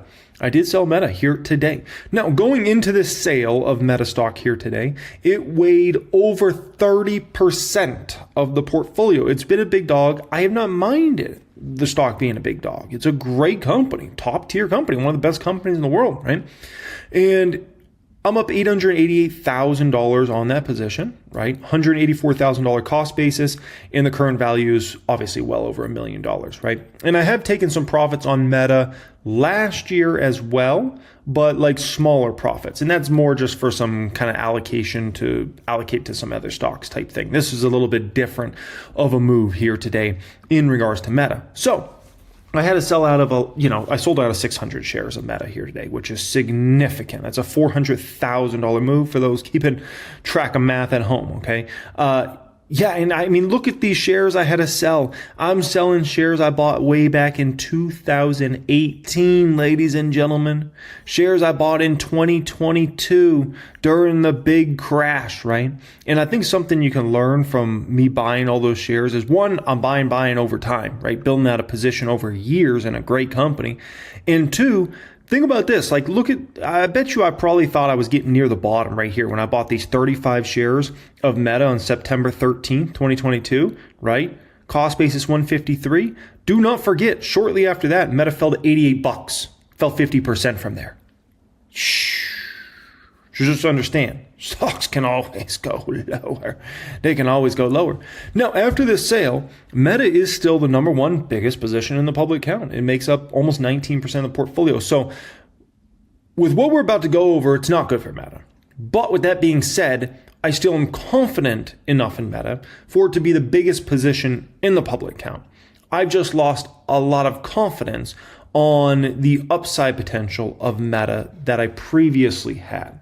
And also the risks of Meta stock have gone up quite a bit now at this point in time. The stock has gotten riskier, not less risky in my opinion, okay? Now, Meta stock. This used to be a stock that I felt this was $1,000 stock in 2026. I felt like this is a stock that could be $2,000 before 2030. That's how I truly felt when I ran my math and my projections. That's what it showed. That's what it showed where we're going. But let's be very crystal clear about this. Because of Meta's out of control spending, this is now a long shot. A long shot. Not impossible, but a long shot now at this point in time. Okay? So let me show you something very important. We gotta run numbers. I know people don't like to do math, but we just have to do some math. Okay? Here we go. Let's start going through it because we're going to go through it here today. Look at this. This shows you big tech's CapEx surge. This is just looking at Microsoft, which, by the way, Microsoft, that's the company that people feel like they're not spending nearly enough this year, and they actually need to up their CapEx significantly more than what they're spending, okay? This is looking at Microsoft, Google, Amazon, and Meta combined in their CapEx, okay? They have now projected to do $610 billion of CapEx, blowing away anybody's expectations in regards to that, right? The shocking thing about this number, in 2024, they were already spending like drunken sailors on CapEx, but they just upped it on a year-over-year basis more than the total CapEx spend in 2024. That is how out of control the CapEx spending is for these companies now at this point in time. It's ridiculous. Absolutely ridiculous. I mean, it's insane. And the thing with these companies is you might be able to say, okay, understandable if these companies' growth rates were ridiculous, right? Because usually if a company's growth rates are ridiculous, that's the one scenario that you can say, spend away. Your growth rates are insane. But these companies, it's not like they're growing at some insane growth rates, right? Like you look at the latest quarter, all these businesses are growing, but it's not like they're growing revenue 70% year over year, 80%, 50%, but yet their CapEx is going up. Like you would think their revenues are going up 50, 70, 100, 200% a year. That's how insane things are for these companies right now, right? Now, if you look at Meta, for instance, right, if we focus in on Meta, Meta's cash flow from operating activities last year was $115 billion. The company just projected that their CapEx spend for 2026 is going to be between $115 and $135 billion. If anything, Meta usually goes on the high end of those numbers or potentially even might spend more than that as the year goes along, right? So I would say a safe assumption is probably for Meta's CapEx to be at $130 billion or higher, right? Which means basically about everything Meta's going to have as far as cash flow from operating activities this year is likely going to end up going right back out the door into CapEx essentially. Which means what? No free cash flow, right? That's insane. If you look at Amazon's operating cash flow last year in 2025, it was $139 billion. They just announced they're going to spend $200 billion on CapEx in 2026. That's $60 billion more than their operating cash flow was. Maybe the company somehow does $200 billion of operating cash flow this year. Maybe. But there's a probability that their free cash flow is going to be negative, ladies and gentlemen. Think about that for a moment. That's crazy. Like that's how insane, like the numbers are so ridiculous. It's like, and once again, if these companies were growing, like you got to understand, this is not these companies, they're just starting to spend on CapEx. No. They've been spending on CapEx heavily for years now. And they still haven't like shown some sort of growth rates that are like blow the top off. Like, oh my gosh, this is ridiculous, right? They're showing like they're good growing companies. Like, oh, they're growing a little faster than we anticipated. Good job. But it's not like, whoa, these growth rates are ridiculous. So, wow, they grew revenue 45% last quarter. Holy smokers, this is no jokers, right? Google McDougal, their operating income for last year was $129 billion. That's operating income, so do keep this in mind in regards to Google McDougal. And once again, their CapEx is $180 billion expected for this year, okay? Now, for Meta, look at this. This is their latest income statement. It was actually a C grade for Meta. Who would know Meta's going back to C grade income statements? And this is with their fast revenue growth, which is 24%, is very impressive. Let's be very crystal clear. It's not impressive when they're spending as much as they're spending, but it's impressive if you compare them versus an average company for sure, right? But look at this. Their net income was only up 9%. But ladies and gentlemen, this is just the start of this problem. Okay, and here's why. See how that R&D line item was up 40%, right? This is going to get way worse, way uglier because of how much you're spending on CapEx. And basically, you have to depreciate these chips over time, okay? And they're going to do it over 5.5 years, which is debatable if they should even do that because a lot of people feel like these chips are outdated within 2 years. But they're going to depreciate over 5.5 years. Okay, if you run the math on that, just based upon what they're going to spend this year in 2026, that's going to be about a $6 billion hit per quarter for the next 5.5 years. And that's just off the spend of this year. So this is why this issue is going to keep creeping up and why their net income and their earnings per share are going to be no bueno for a while. And when I say a while, I'm talking about years. Unless, of course, your revenue can balloon so ridiculous, right, that it makes the spend not look that bad. Check this out. This is what analysts expect for Meta's EPS growth for the next several quarters. They're only expecting roughly 6% next quarter. The next quarter, 1%. The next quarter, basically flat. And the next quarter, EPS starts to go down. Negative, ladies and gentlemen. Negative. So growing revenues, okay, but earnings per share could likely start going negative. That makes you think, what happens if your revenue growth started to slow? Like, you can't always bank that like revenue is just going to be exploding higher. Like, let's hope it continues to explode higher. But as a business, you got to prepare for all types of situations. A recession happens, this happens, job market gets rough, right? And all of a sudden your revenue is not everything it's cracked up to be. And all that CapEx and all those numbers hit negative as far as your expense line item, that doesn't just stop magically hitting. That keeps hitting year after year after year after year, right? Quarter after quarter after quarter, right? Now, for next quarter, Meta's supposed to report a very strong 30-something% revenue growth line item. Coming, keep in mind this quarter last year was very weak for them. I think they only had like 16% revenue growth or somewhere around there. It was a pretty weak quarter for them. So they should have a very nice quarter. They've been growing in the mid-20s, and you compound that with a very weak quarter at this time last year. Yeah, I can see them definitely growing revenue in the 30%-ish range this next quarter, right? Maybe 31%, maybe 33%. We'll see what the number comes in at, but low 30s. The issue is after that, they're expected to moderate those growth rates, 25%, 23%, 22%. To justify the spend this company's done from 2024 to what they're expected to likely probably do in 2028, because they're expected to probably up the numbers again in 27, up them again in 28. You've got to stay in the 30s plus for years.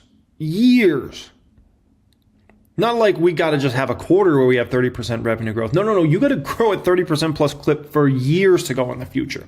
To justify this insane spending we've got going on here, ladies and gentlemen. Oh yeah. Okay.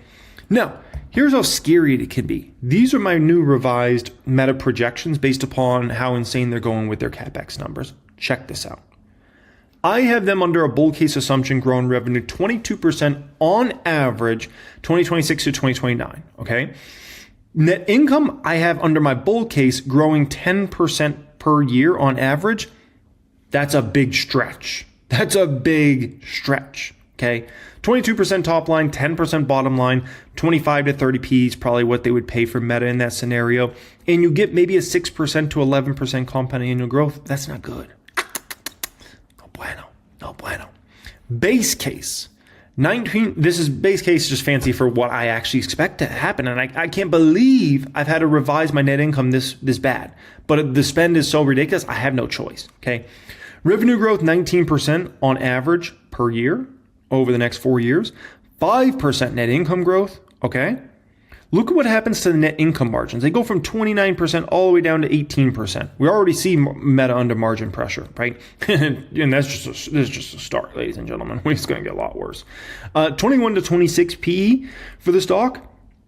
Basically, I'm not going to make any money. You know, this is when you start to realize, like, these companies are all in.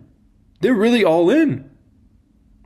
Like, if you're Meta and you want to actually have your stock go up the next 3-4 years, you either need to have everybody so convinced that in the 2030s, you're going to be able to continue to grow. Basically, you need to convince investors that you can grow 20, 30, 40% a year revenues for the next 10, 15 years. If you can do that, I think your stock can do very well, right? And I'm going to stay invested in the stock because that's a possibility. That maybe Meta can grow revenues 20 to 40% a year for the next 10, 15 years. And then it will all make sense in the end. This crazy amount of spend that the company's done over the last couple of years and they're going to do over the next several years, maybe it all comes together and it's all like, okay, like now we see it, right? And Zuckerberg might pull that off. And that's why I'm staying invested in the stock. But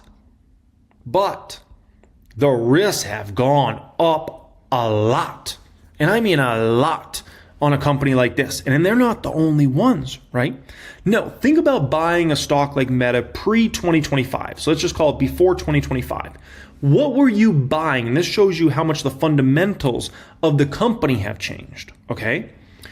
Pre-2025, if you bought Meta stock, you were buying into a company with high growing margins. You were buying a company with 20%-ish revenue growth, right? You were buying a company with huge free cash flow. And you were buying a company that was asset light. What are you buying if you buy Meta now? You're starting your position now. You're no longer buying a company with high growing margins. Those operating margins, those net income margins, baby, they're going down. Chinatown. 20%-ish revenue growth, we still got that. Strong revenue growth, right? So that's good. Huge free cash flow. What free cash flow? These companies aren't. These companies would be. I might have more free cash flow than these companies personally. Like, come on, man. What are we talking about here? Free cash flow? That's non-existent for these companies for the next several years.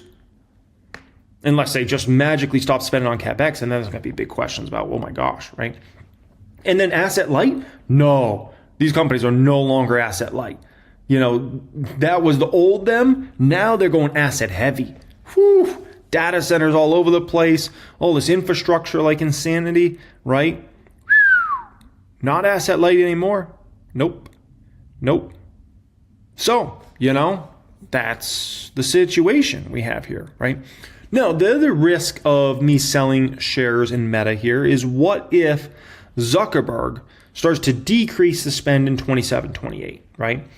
That's definitely, you know, something that could be a catalyst for the stock because people are like, okay, he's laying back on spending, you know, okay, maybe earnings and net income can start to increase. But keep in mind, a lot of damage will have already been done because you already have the 24 spend, the 25 spend, and the 26 spend that's going to hit for the next several years. The other thing that if he did throw in the towel and start to decrease spend on CapEx in 27, 28, other people would look at that and be like, oh, dude, you just blew all that money for nothing? Like, now you're not spending, you're not staying committed to this thing? So, you know, it's like a double-edged sword, is it not? That's a tough situation to be in. So the higher probability is they're going to spend even way more money on CapEx in 27 and even more in 28. And the highest probability is somebody like Zuckerberg and many of these other CEOs of these big tech companies, they will not decrease CapEx until their stocks get hammered. You know why? Because their employee bases are, guess what? Very incentivized by the stock price going up over time. And, if those stock options aren't being worth anything, then it gets ugly, right? But then again, I don't know, these companies maybe at this point in time are so into this whole AI thing, maybe they're convinced like they don't need any employees anymore. Like, you never know, man. Things are wild out there, right? Now, the good news. You want some good news for Meta? I got some good news. A lot of the risk the stock has been de-risked to a certain extent, right? The forward P on the stock is low 20s. It's not like the stock has some crazy forward multiple on it right now. If that was the case, shoot, I might get out of my position completely, but it's at a very low forward P. With that being said, okay, let me take you back to 2022. Now, do I expect the stock to go through another 2022? No. There was a generational buying opportunity in Meta stock. People don't understand. They talk about, generational buying opportunity. Today's a generational buying opportunity in the stock market. No, it's not. There are certain time periods, there's generational buying opportunities. 2008, 2009, generational buying opportunity in the overall stock market, right? If we think about 2020 in Rona, generational buying opportunity, certainly in the market for maybe newer investors that hadn't been previously in the market, right? If I think about actually the late 2018 crash in big tech, that was actually a pretty generational buying opportunity in stocks like Microsoft, stocks like Apple, stocks like Nvidia, many of those stocks. Oh my gosh, was that a generational buying opportunity, right? Generational buying opportunity in a ton of popular tech stocks like Netflix, Shopify, Meta, those sorts of stocks. That was 2022. And so just understand that was a true generational buying opportunity. What do I see as a generational buying opportunity this year? My opinion is SaaS stocks. SaaS stocks will be the ones that we look back in future years as like, whoa, 2026 was a generational buying opportunity. For not all of them, but a good amount of the top tier ones, that was a generational buying opportunity. That's my belief. But anyways, if we think about where Meta, how bad it got for Meta, Meta was $88 at the lows. You know how much in earnings they ended up having in 2023? $14.87. Do the math on that. The true forward P on Meta got down to 6.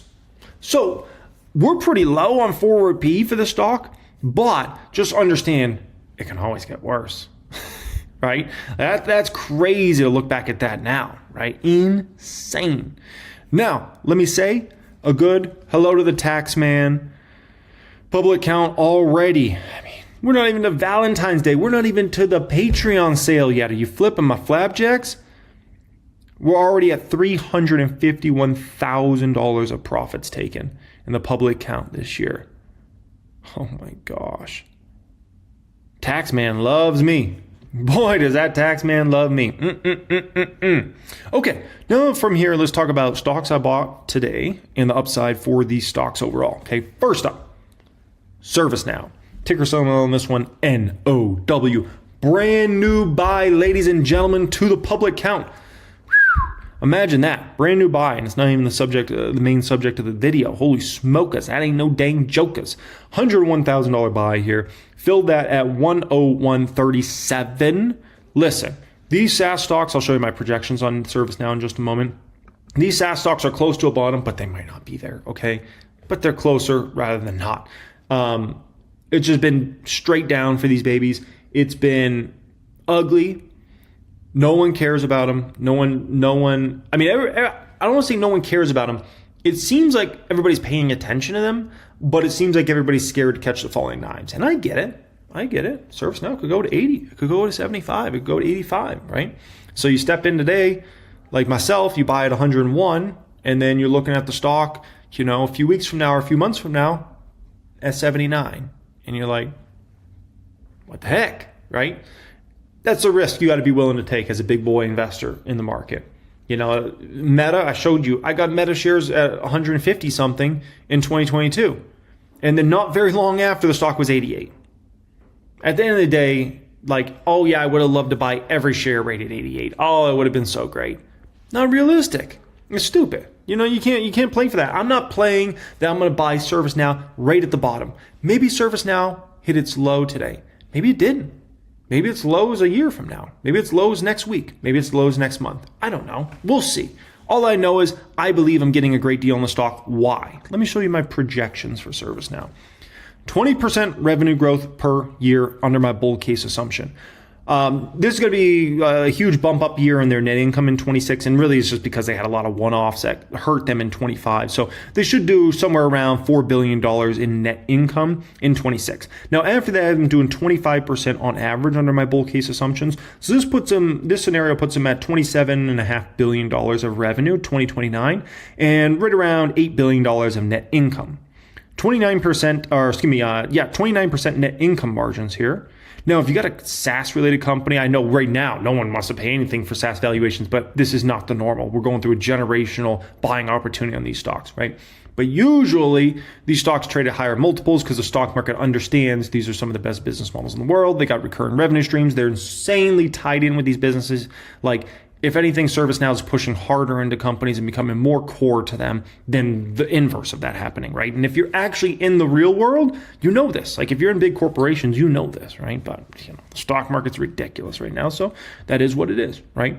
No different than Meta. In 2022, it was TikTok's gonna make Meta irrelevant. No one's gonna. It's whatever, just throw ridiculous things out there, have fun. Netflix sold off. 70, 80% in Netflix since then. I think it's up 400 or 500% since those lows. It's just ridiculous. Forward PE would be 40 to 60 under this scenario. And we're talking about a CAGR of 31 to 45% here. Okay.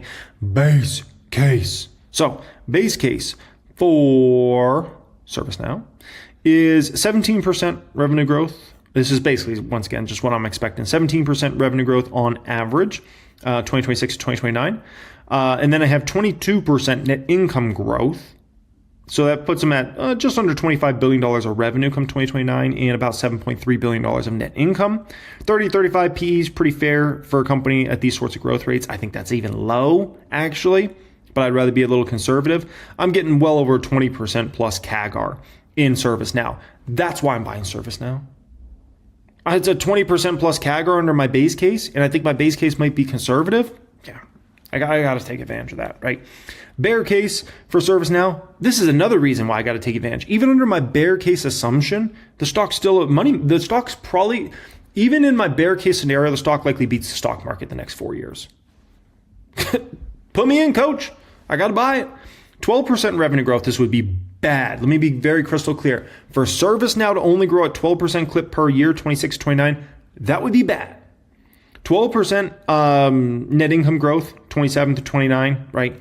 25 to 30 PE would be pretty fair for a company growing 12% top line, 12% bottom line, 8% to 13% CAGR here. So it still outperforms the stock market.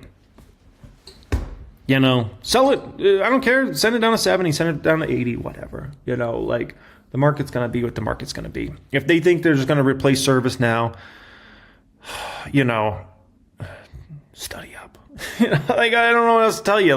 Just it's ridiculous. But the market can run to whatever it wants to run to for conclusions. What's the next stock I bought? Well, I bought 600 shares of Salesforce here today. CRM, Benioff, $185. I paid for those shares. McDermott, Benioff, these are seen as some of the best CEOs in the world of any company, right? Think about what Benioff's been able to do with Salesforce over the years. From nothing into this, one of the biggest, most successful companies in the world, right? Incredible what he's pulled off. These aren't the CEOs I'd like to bet against. I really wouldn't. And especially not Benioff, man. That man never loses. He just takes nothing but dubs. Come on. You're going to bet against Benioff? Can't bet against Benioff. Okay, so what are my projections for Salesforce? Here they are. My bull case is a 14% revenue growth on average over the coming years and 22% net income growth on average over the coming years. Okay. So in the scenario, revenue 68 billion and about $16 billion of revenue 2029, 29 to 34 P would be very fair for a company that's probably undervalued for a stock growing at those sorts of growth rates in this space. 27 to 32 CAGR here. Come on, baby. Base case, what I expect for the company, I expect them to grow revenue at a 12% clip on average, 26 through 29, 20% net income growth on average, 26 to 29, 27 to 32 PE for the stock, 24% net income margins come 2029. We're talking about let's call it mid-20s CAGR. Gotta buy it. And under my bear case for Salesforce, I likely still beat the market. 6% revenue growth on average, that'd be bad for Salesforce. Oh, Benioff would be upset with himself, his whole company, everything. Okay, if they only grew revenue at 6% clip on average in the next 4 years, Net income growth, 10% on average for the next 4 years. 22 to 27 P, be fair for a company growing at these sorts of growth rates. 7% to 13% CAGR probably outperforms the stock market.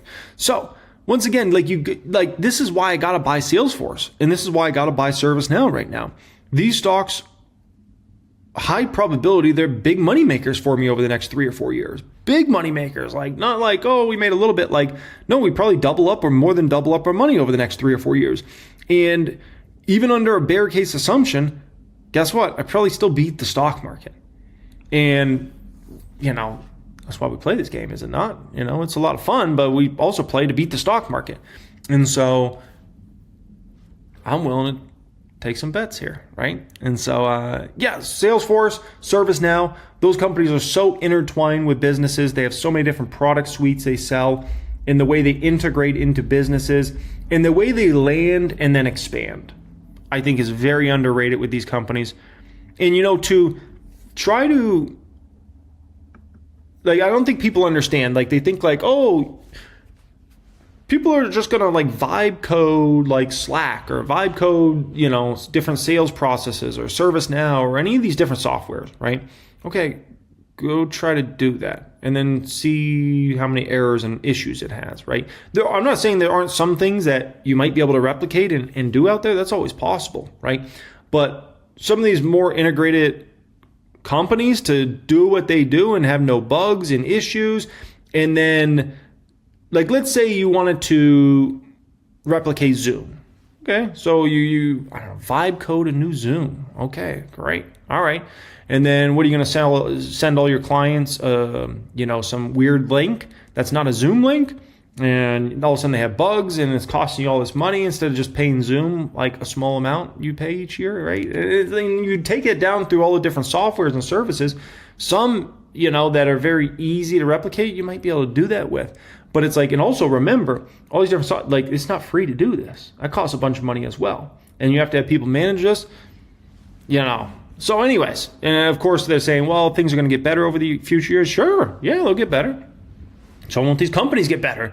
So won't they get smarter and come out with new products and services that you haven't even thought of yet, right?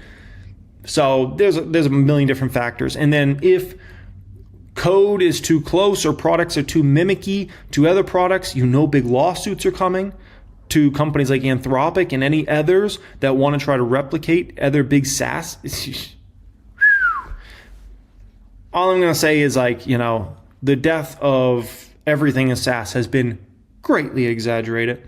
Next stock I bought up here is another company that I guess is irrelevant now. It's Adobe, ADBE. I mean, you look at their numbers, they look better than ever, growing very nicely. Beautiful, right? But yeah, I bought 191 shares of Adobe here today. Just under a $50,000 move for Adobe. So here are my projections for Adobe. Very modest. 10%, this is my bull case for Adobe, 10% revenue growth on average over the coming years, 12% net income growth, 25 to 30 PE, 26 to 32% CAGR. Base case, look at how modest this is. 8% revenue growth on average, 10% net income growth on average. These are very modest, plain Jane numbers, are they not? 23 to 28 PE for a stock like this, 22 to 28% CAGR. I mean, the only way I just kind of flatline money over the coming years with Adobe is if they grew revenue and net income at a 2% clip on average, right? Which means they have a lot of trouble attracting new customers. with their existing customers, they have a lot of trouble, going up on price or selling them other products. Like, it's just a ridiculous scenario, but we'll run with it, right? And they're, basically on flat money for the next 4 years. Whew. Like, that one has a very attractive risk reward. Next one up here is TSLZ. I added more to my Tesla hedge, about a $33,000 addition to my Tesla hedge here, which I already had about. How much did I have in my other Tesla hedge? I think it's $30,000 or $40,000, somewhere around there in the public count. So we can call it, maybe it's a $60,000 or $70,000 hedge at this point in time, right? When it comes to Tesla, it's just trading at obviously ridiculous PEs. And we don't know where the future of the business is really going. Like, people are very hopeful, and they got a $1.6 trillion market cap on it, right? I think when the SpaceX IPO happens, I think that's going to be actually very negative for Tesla stock. I think people are assuming like it was going to be positive. No, because then you're going to have the new cool kid on the block, and Tesla won't be the new cool kid anymore, right? Business is in shambles. Business is rough. Like, just factually, look at the numbers, right? They're talking about not selling the S or X moving forward. The 3 and Y numbers don't even look good. Like, the company's a mess. Robo-taxi network, we'll see what happens with that, and if that's even going to make them any money or not. We don't know anything about that, right? It's just throwing darts at a dartboard, from the long side. Oh, yeah, we're going to make trillions, billions, hundreds of billions of dollars, right? With Waymo right there, and obviously what Amazon's up to. And then they're going to build the robots. Yeah, everybody's going to have a robot walking around 5 years, we're all going to have a $100,000 robot walking around our house. Like, that's just how it's going to be, right? Just like we're all going to have EVs by 2020. And then still everybody has ICE vehicles, right? Just selling dreams. And that's the thing that runs Tesla stock. My hedge is that maybe the dream deflates a little bit this year, and I make a lot of money on the hedge, right? Or maybe it doesn't. They just keep the dream alive, whatever they want to do. Okay, next up here, AXP, American Express, $32,000 buy here. $355, that one filled at 90 shares of American Express. What are my projections for American Express? Well, here they are. 10% revenue growth on average. This is my bull case, okay? Pretty modest. 10% revenue growth on average. 15% net income growth on average. 35p, pretty fair for American Express under that scenario. 23 to 28% CAGR. Base case, what I actually expect, 8% revenue growth. Like, there's a thing with these projections. Not like it's like, oh my gosh, these are so aggressive. Like, pretty chill projections, are they not? 8% revenue growth on average, 26 through 29. 12% net income growth on average, 26 to 29. We're at about 16% net income margins come 2029. 28 to 33p would be very fair for a safe business model like an American Express growing at those sorts of growth rates. And we're around a 20% CAGR roughly there, right? And then as far as a bear case for American Express, oh boy, bear case.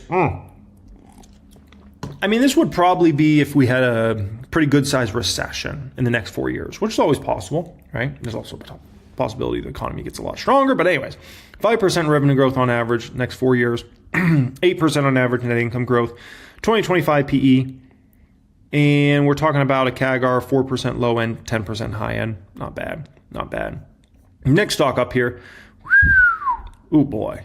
Oh boy. Do I like pain? Well, what about this one? Do I like the pain? Pain, pal.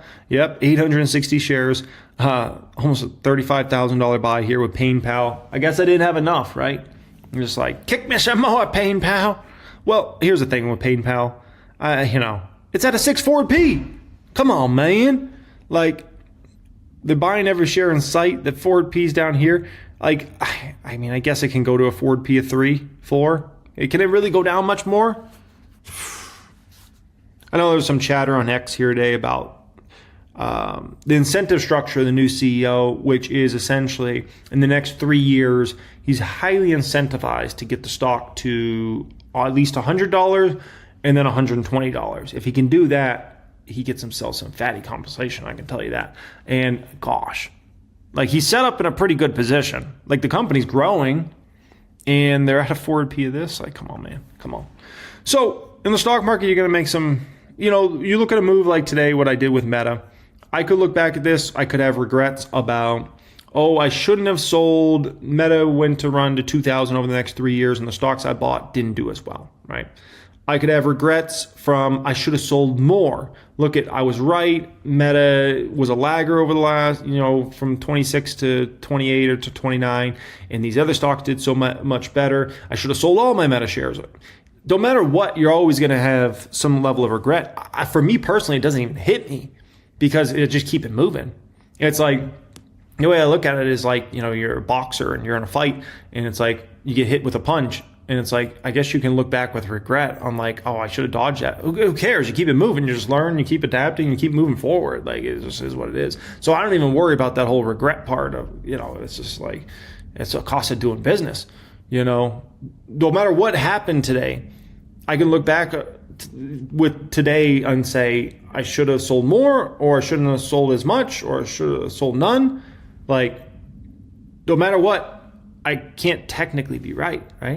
So, and no matter what, I could also say like I could have bought a better stock. Like, that's why I just keep it moving. I don't even care. Like, it is what it is. We keep it moving, baby. Onward and upward, bigger, stronger, more money. That's what it's about, okay? And grow. We grow, baby. That's what we do here. We grow. Thank you for being part of the channel. Additionally, if you want that Patreon deal, which you need to get that. If you never got access to my Become Master Stock Market, you got to get that. That deal is a steal deal. Also, you get to keep up with the moves I'm making each week, buys and sells. You also get part of that Patreon Discord chat. That's not to be confused with my private stock group. Do keep that in mind. That's a whole different ball game. The Patreon is really amazing for people in let's say you've been investing in a serious matter for less than a year and a half. I think that's like a Patreon gold tier, phenomenal place to start. Private group, that's more like you already have at least probably a 6-figure net worth. You already been building your portfolio for a while. You have ambitions to hopefully build hundreds of Ks or millions and beyond, right? That's a private group. Patreons are great for those beginner investors and maybe even some of the intermediates out there, okay? And so that'll be pinned comment down there. Great place to join. Take your knowledge up to a higher level. You get to an interesting inflection point in the stock market where you have a market that starts to downtrend, then you will have it kind of even out, and then you get a moment where everybody's like, okay, are we going to go right back down and maybe hit a new low, or are we in a situation where we're going to bounce higher and hit new all-time highs, right? And so that's, I feel like, a moment we're going through right now. And so I want to take you through my thought process and what I see going on from here in the stock market. We'll talk about that at the beginning of this video, along with some of these insane moves. I was looking at Intuit here today. I'm not sure if you guys ever track Intuit. They own QuickBooks, TurboTax, and some other products. Look at this stock. It's basically lost about half of its value from its all-time high. It hit last year. Meanwhile, the S&P 500 has gone up about 9%. It just shows you the damage, the absolute brutal damage in any of these SaaS related stocks, right? I wanted to talk about a post I did on X here today that I think is important regarding tech valuations, and if tech valuations are really so expensive or not so expensive, right? Robinhood came out with their earnings. I'll talk about that for just a moment. This kind of goes along with the market and are we in for a bigger crash from here and those sorts of things, okay? From there, I want to react to these two videos. I want to react to this one. Here's how to trade the surge in stocks. This one's from 3 hours ago. And then this one actually from last night. Dan Ives, software will be the heart and lungs of the AI revolution. I think that's important because so many software stocks are being obliterated, over the last several months. People are like, is this a generational buying opportunity in regards to these sorts of stocks, or is this a money trap essentially, right? And so we'll speak about that in today's video. One thing only I need from you guys, if you could just smash that like button, that's all I need from you. I appreciate you for joining me. I am feeling a lot better here today. I know you guys watched, I'm sure a lot of you guys watched the video on the main channel last night. I was in rough shape. I'm feeling like dramatically better today. So been drinking a lot of fluids and sleeping and all that good stuff. So appreciate y'all for joining me. And also we're V-Day sale. It's coming up here. It's in a few days from now. It is on Saturday. So if you want to be signed up for that sale, that will be the pinned comment down there. That's the only way you'll be able to receive that sale, because I will not be recording a video on Valentine's Day on a Saturday, okay? So the only way you can get that deal is you have to be signed up for that list, so then you can receive either the text or the email over to you when we blast it out. We're going to send it at 6 a.m. Pacific time in regards to the sale, to the deal link, essentially, okay, for the sale, okay? And that is going to be for the gold tier for the Patreon. That includes my #1 stock market course ever, Become a Master Stock Market, plus access to see the stocks I'm buying and selling each week, and Discord chat access to that Patreon Discord chat, okay? Alrighty, so right off the bat here, let's talk about the market, and if we have, okay, let me show you something that's a little worrying me, okay? Let me show you something. Bitcoin, it made that very sharp V-shaped recovery, but it's starting to weaken already again. And then Ethereum's weakening again already, right? Which almost makes it feel like a dead cat bounce.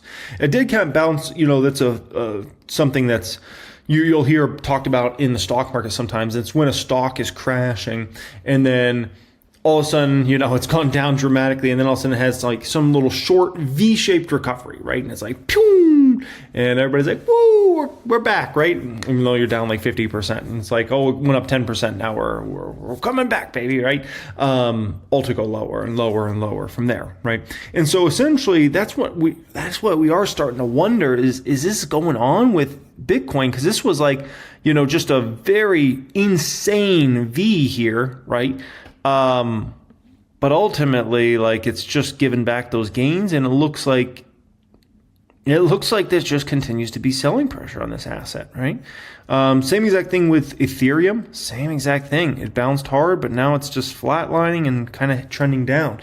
And it's hard to get confidence, any real confidence around the stock market while Bitcoin and Ethereum are so weak.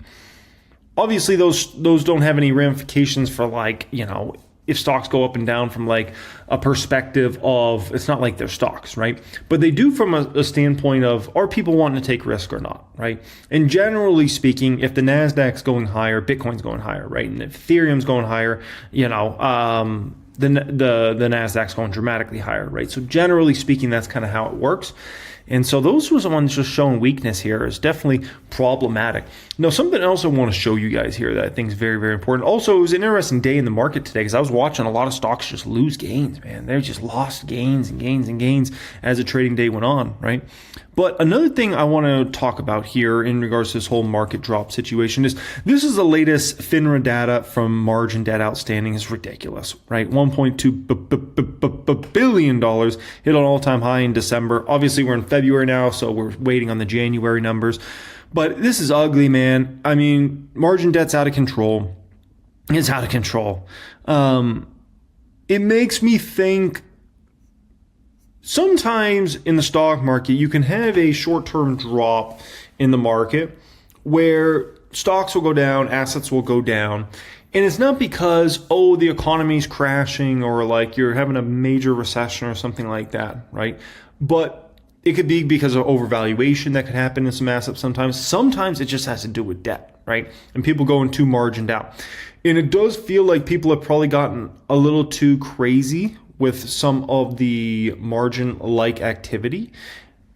And I think you've really started to see it over the last several months hit a lot of asset classes. Like, you think about the things that have a lot of leverage. That's a lot of growth stocks, and those stocks have gotten hit pretty hard the last several months. They all hit all-time highs kind of around either the third quarter or fourth quarter of last year, right? And almost every single one of them has been hit significantly since that time. Look at assets like Bitcoin, Ethereum. We know there's a lot of leverage in those sorts of markets, right?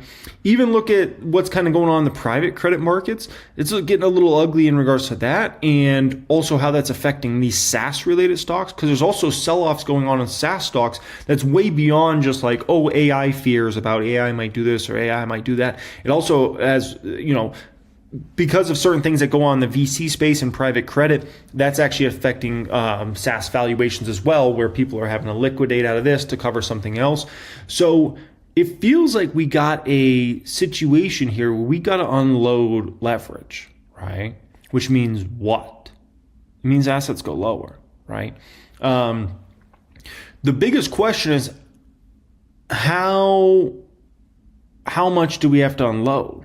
And that's where I feel like a lot of funds and a lot of things over the years have gotten much more secretive about leverage in the system. I think things have gotten much shadier. They've gotten more intelligent about hiding leverage in these sorts of things, right? And so it's a precarious moment for the market. It's not a precarious situation for you personally, though. You know why? Because you watching this right now, you probably don't have a bunch of leverage and a bunch of crazy crap. Now, does that mean you won't get hit?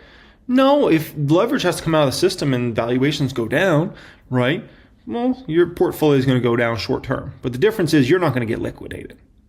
Now, if you're watching this right now, and I hope there's no one watching this right now, that you're heavy on margin, you're screwed. You're done for, okay? I hope there's no one watching this right now. That's like that situation, because you guys know the way I've preached against margin for the last 10 years, not a good thing, right? Margin's very bad. And that's one of those things, it can have you feel on top of the world when, everything's risk on, and man, you feel below the earth when, it gets ugly out there, right? And so don't ever mess with leverage. I look at a situation like this and it looks to me like we've got to have a deleveraging out there in the financial markets.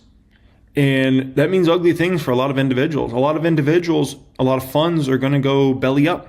And that doesn't mean the economy is doomed. You could have a good economy while you have a deleveraging going on out there simultaneously, right? You can have those things happen at the same exact time. You could have the economy for the average person, the average American. You could have that getting better over the next 2 or 3 years.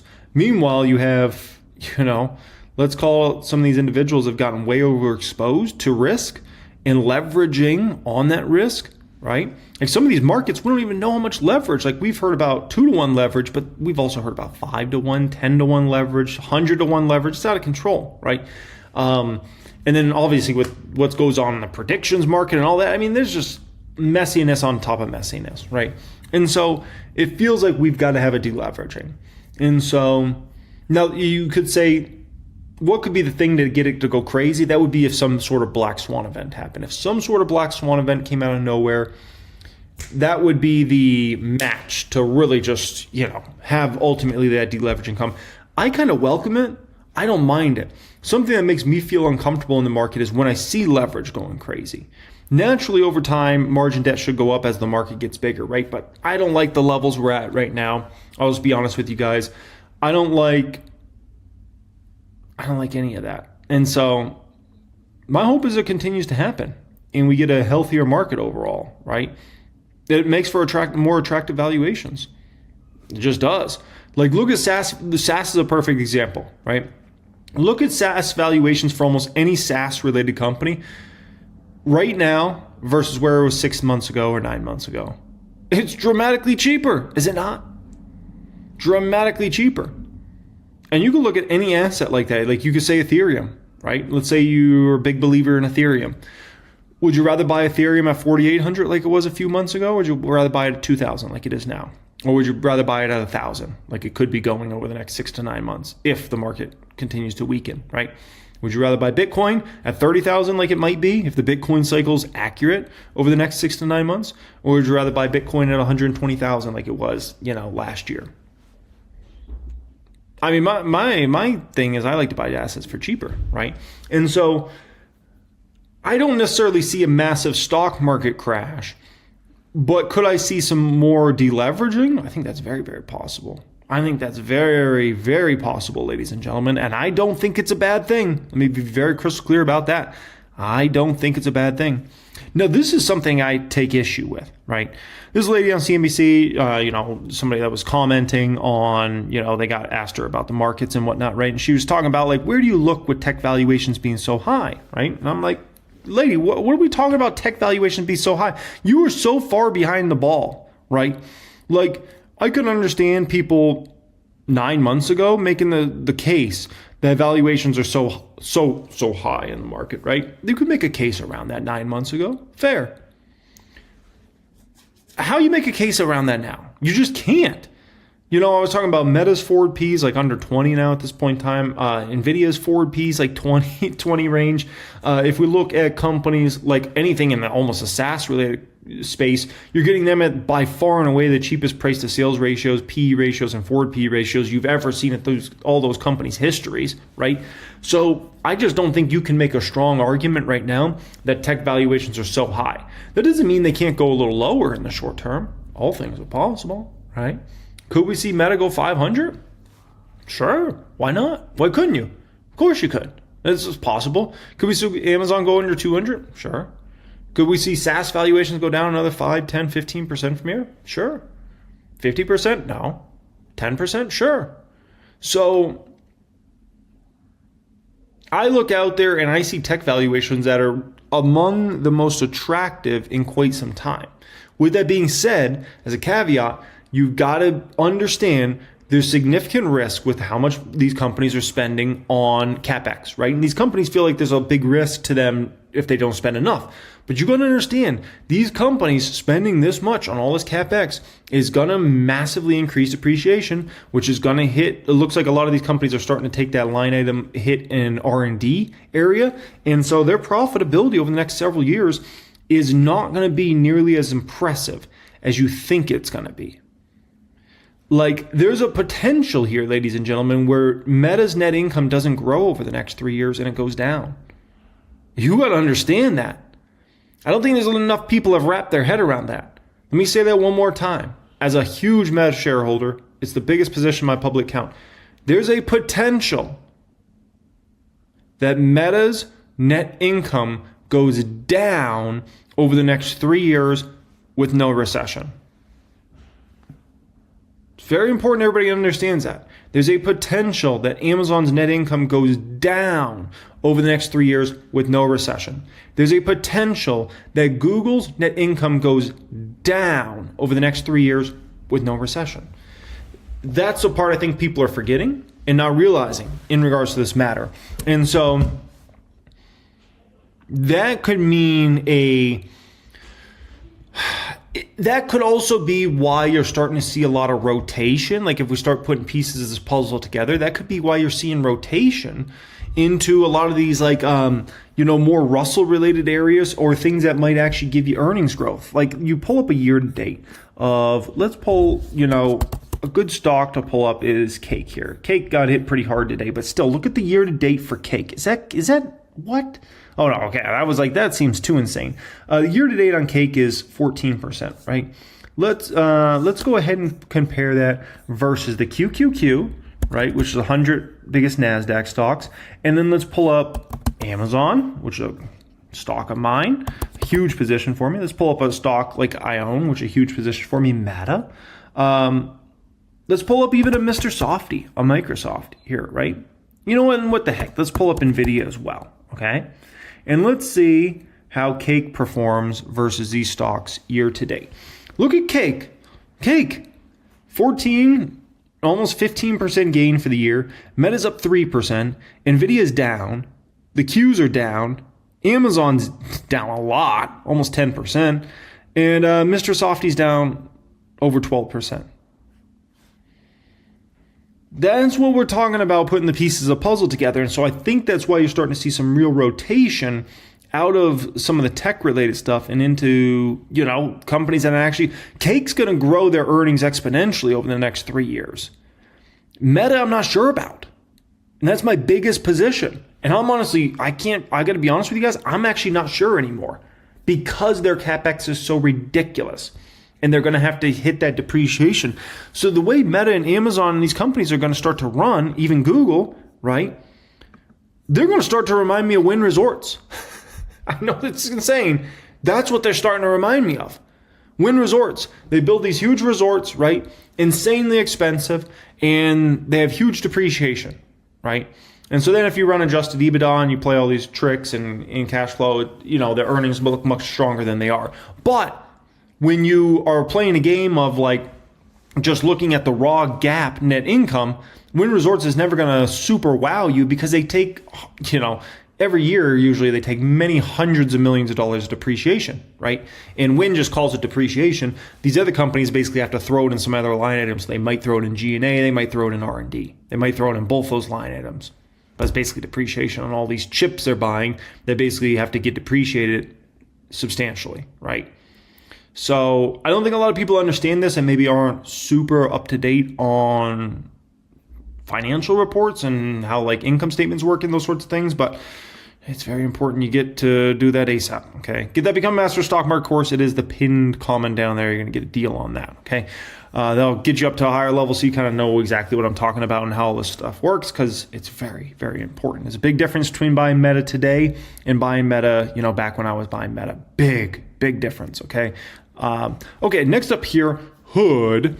So Hood came out with their earnings. I gave them a B- grade here. They had some really good things and they had some not such good things. So as far as overall revenues, up 27% for the company year over year. Now brokerage and transaction was only up 14%. Technology and development only up 12%. So anytime those line items are up less than total net revenues, that's a good news. Operations up a little bit more than revenue, so it was at 28%. Provision for credit losses took a pretty high number there, right? 89%. As far as marketing, that was up 13%. They kept that in line. G&A, general administrative, went insane. That was up 154% for the company year over year. So total operating expenses went up 38%, since that's way higher than the percentage of revenue growth there, right? Other income was up 450%, but that's a small number there. It's a very small number, right? Income before income taxes was up 18%, which is a good number, but it's not nearly as good as 27% up revenues. Ideally, you would want to see your income before income taxes up at a more substantial clip than revenue.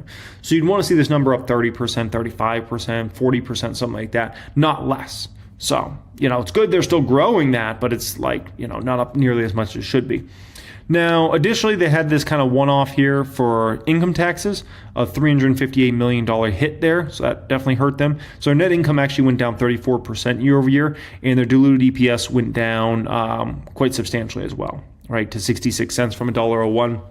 So, a little bit of a mixed bag. I think it's better than not, and that's why I gave them still a B grade, right? B-, but definitely they have some expense problems going on with the company as of right now, right? But I said that, and the stock's down after hours, I said the main fear for Robinhood, right, are really around Bitcoin and Ethereum. We know the transaction fees and what they make from that is substantial, and also how that helps assets under management. If we're in a situation where the Bitcoin and Ethereum go down another 50% plus over the next 6 to 9 months, right, that's going to be tough for Robinhood to overcome that, right? But the way to really look at Robinhood, in my personal opinion, I think some people on X thought I was trying to diss on them by telling them they're a gambling company. That's the way I view them. And it doesn't mean that's a bad thing, right? Unless you view gambling as, morally wrong. But, just view them as a gambling company. That's the way I would view Robinhood. If I was thinking about investing in them, I'd basically be investing in them, kind of thinking about them as like a casino, right? You look at a lot of the activities and how they're kind of making their fees and whatnot, and you kind of do some digging on their business models, and it's like, yeah, could somebody have their 401k through Robinhood? I guess you can have your, a 401k or your retirement funds through Robinhood. I just don't know if that's a good decision. That would be like me putting my having my brokerage be Wynn Resorts. I just don't know if I would want that. I just don't know if that's a good idea, right? Or have Chase be also your gambling app. I don't know if that's a good thing. And so Robinhood, as they pushed into prediction markets and, harder and harder into trading and options and those sorts of things, it really feels more like a gambling platform, I would say, than anything. So, as long as you're okay with investing into a gambling company, don't feel like it's a fair investment. Their balance sheet's great. Their income statement's very good. People love to gamble. And we're going to continue to gamble. And so I think Robinhood's one of the best plays to kind of play online gambling, right? So, but that's the way you got to look at it. If you tell yourself anything else, I think you're just kind of playing the game wrong. I think you're trying to convince yourself of things that aren't realities, when the reality is this is a gambling company. And so just look at it like that. That's the way I would look at it. And I've considered buying it, right? I'm an owner of Wynn Resorts. Wynn Resorts is a gambling company. So I don't have anything against investing in the gambling companies. Wynn Resorts, the thing I like about Wynn Resorts is they cater to the highest end, like gamblers, like people that, very high net worth individuals, big money, right? And so Robinhood's trying to cater to everybody. They're trying to cater to the guy who's got $500 trying to gamble and those sorts of things. So it's a little bit more of like a Caesar's Palace approach or a lower end, like regional casino play. But I don't know. It's a good company though. Like, there's no debating. Like, look at their income statements, look at their balance sheets. It's a dang impressive company, and they continue to attract people. But the stock could go much lower in the short term, so just understand that, right? Like, could Robinhood go under 50? Sure. Send Bitcoin down another 50% from here. Don't be surprised at all if Robinhood goes down under $50 from here, okay? But a lot of that really depends upon where Bitcoin goes from here, where Ethereum goes from here, and where the markets in general go from here. Even in the East, not all that much, but we have been surging. Dow is, right? I said record high there. S&P's hanging in by 4. NASDAQ's given a little bit back. Retail sales were a bad miss. Capital Econ, no real positives. They describe it. But stocks continue mostly to go up because we know about this K-shaped recovery. And as UBS says, we believe the backdrop remains favorable, driven by resilient economic growth, supportive Federal Reserve policy, and AI investment and adoption. I will say this, in terms of supportive Federal Reserve policy, Beth Hammack is the Cleveland Fed president. She's on the tape, making some comments. And she is a voter, by the way, this year. She doesn't sound so supportive of future cuts because she says she's preferring to err on the side of patience for future cuts. Quote, we could be on hold for quite some time. Monetary policy is in the vicinity of neutral.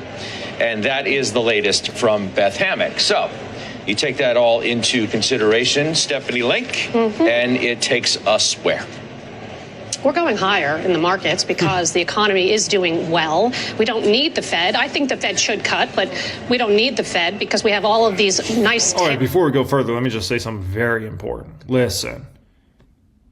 One of the first rules you learn when you get into this game, as I learned 17 plus years ago, is the economy is not the stock market, and the stock market is not the economy. So she says, we're going higher. The economy's getting better. Like, that doesn't mean the stock market's going higher.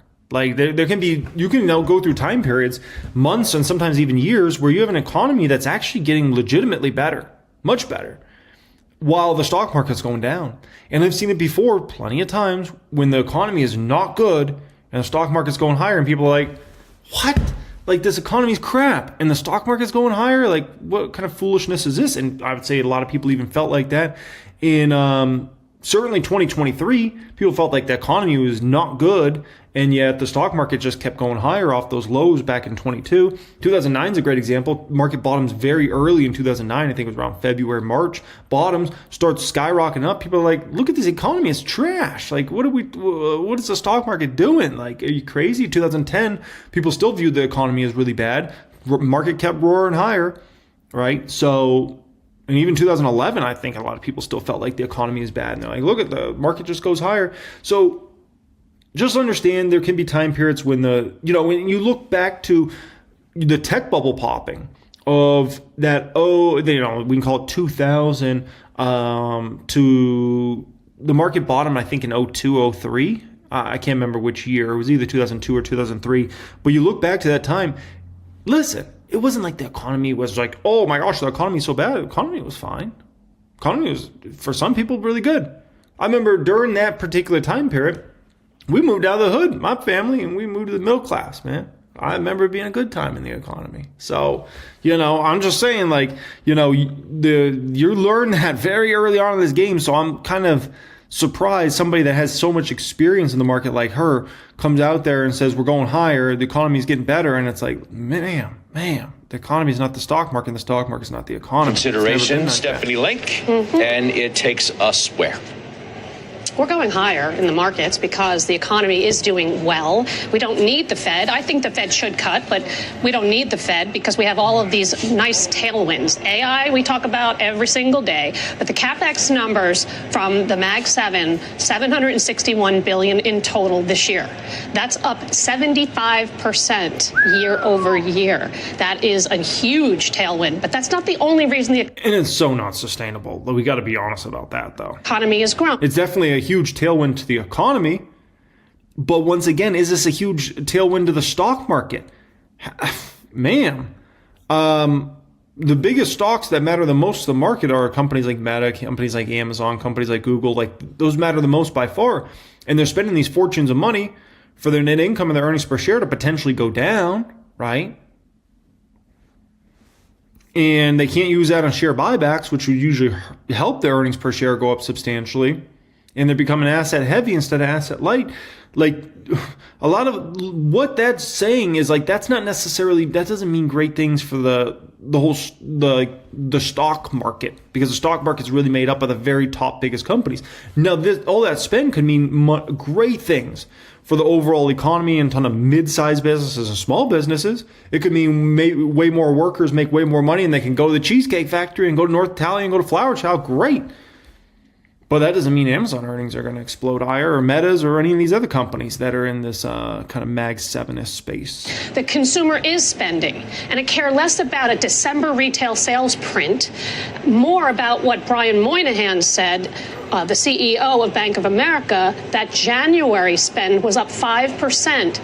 Year over year. So it is K-shaped. We've talked about that ad nauseum, Scott, but that sounds like it's picking positive. and choosing data points you like No, versus Wells ones you Fargo don't. said it too. Resiliency in the consumer, resiliency in corporate. So a lot of banks are saying that today, real time, and they're front center, right, of what is going on in the economy. So I care more about what the companies are saying. One big beautiful bill in deregulation has not even really hit, and that's going to be $1 trillion in stimulus. Mm-hmm. Inflation is coming down. I thought the ECI today was pretty good. And then finally, productivity. And that is the real story of this economy, and that's driven by AI and all the technology. Add it all up, double-digit earnings. Earnings are getting revised higher. That's why the market is going higher. Okay. I mean, UBS, Steph, been saying the same thing. It's hard to argue against it. I mean, some of the consumer stuff's squirrely. It doesn't look great, but then there's other offsets to the retail sales report.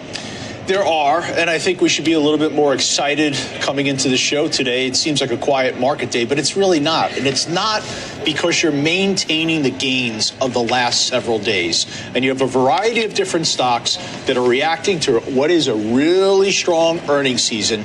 And we've had elevated volatility, and I keep talking about that. Are you suggesting that Steph wasn't excited enough in her first answer? It sounded pretty passionate to me. Pretty excited. It sounded pretty passionate. No, just coming into the building today, talking to a lot of the different traders on the floor, what's going on. Oh, it's kind of a quiet day. We're moving somewhat sideways. I like the fact that it's quiet. I like the fact that you are stabilizing at a high level. Okay. That is productive. And one last point on the volatility. I keep talking about elevated volatility. The one market you don't have the elevated volatility is arguably the most important, and that's the bond market. The bond market remains remarkably calm, and that is good for credit availability and the cost of capital not being a moving target. Josh, if you're... So this is really fascinating. Check this out. This is around Thanksgiving, which is roughly around the time market bottomed, right? And we got the government to open back up, or, roughly around that time, and all those sorts of things, right? And look at how much these stocks have diverged since then. You look at a stock like Cake up 40% since then. Meta's up 13%. Q's up 4%. Nvidia up 4%. Amazon down 4%. And Mr. Softy, Microsoft, down 13%. If we pull up a 3-month on these babies, so this backs it up to, we can call it November-ish, right?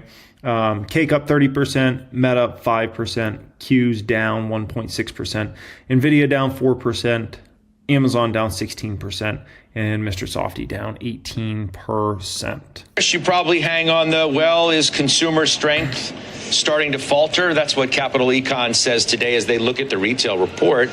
If you're bullish, you are like Steph and UBS. which suggests the backdrop's still really good. Resilient economic growth, the Fed's still supportive, don't hang on what the Cleveland Fed president is saying. It's just one person and one vote. And AI adoption is yet another reason to be bullish. So what do you make of all that? Well, Steph is right, and Steph has been right. And, there's a whole cottage industry of people who want to nail the turn exactly as it happens. So they see a negative data point on the consumer, and they spin it up and extrapolate it into this whole thing that's just not based in reality. I know we're going to talk about the travel stocks later, but I'm sorry, Hilton and Marriott is not like me pointing at to the Four Seasons Hotel. So yeah, it's K-shaped, but honestly, people are not voluntarily crisscrossing the country on vacations if the consumer is cracking. It's just not the way reality works. So I know how badly people want that turn, and they want to be, see, I told you. But the thing is, you listen to the JP Morgan conference call, they issue everybody's credit cards. They see all the debit card spending, et cetera, and they almost have to apologize. Jeremy Barnum has to come on the call and say, guys, I know what you're all looking for. And once again, 12 straight quarters, it's not here. There is no sign of exploding credit card liabilities and past due this and auto loans being payments being missed. We don't have it. I'm sorry. So until we do, how about we focus on exactly what Joe and Stephanie are talking about, the absurdly strong earnings picture. If you think about it, analysts are now expecting profits to grow 12.3% year over year. That is 386 basis points ahead of what the estimates were right before we got the first reports of the season. So 8.5% was the expectation, and we're doing 12 and change. This is quarter after quarter after quarter. So I'm not saying every consumer is okay. I'm pointing out, for the most part, that is not the story. It's not. Yeah, the main issue for the market coming into this year, one of my main concerns was everybody's already bullish, right? And that makes actually a very tough backdrop. When everybody and their grandma's bullish on the market, it's like, do we have any more bulls to pull over to the side now at this point in time, right? And so even though, numbers are great, it's harder to get people super enthusiastic because everybody's like, yeah, we expect it to be great, right? Oh, it's a little better than we expect. Okay, cool. It's like, it's a big surprise when people are expecting meh and you come in with good or great. Or they're expecting bad and you come in with good or great. That's when you're like, okay, now we're talking. But when everybody's already like got these sky-high expectations and you come in a little better, it's like, okay, If you expect your kid to get straight A's all the time and he comes in with an A+, it's like, okay, cool. It's not like when your C student comes in with a grade A, you're like, oh my gosh, what happened? You're a genius. I mentioned at the top of the program that you moved a couple of really beaten down names into your AI 20, that being Salesforce and ServiceNow.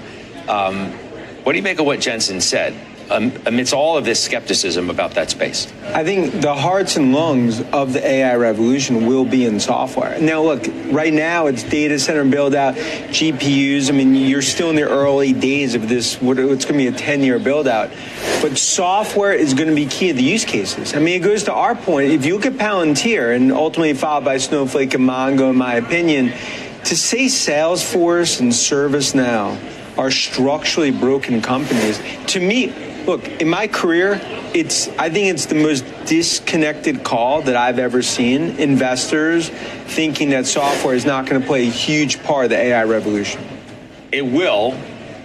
That's not to say that certain ones aren't being disintermediated in a extraordinarily large way, or there's a belief, if they're not today, that they will be tomorrow, right?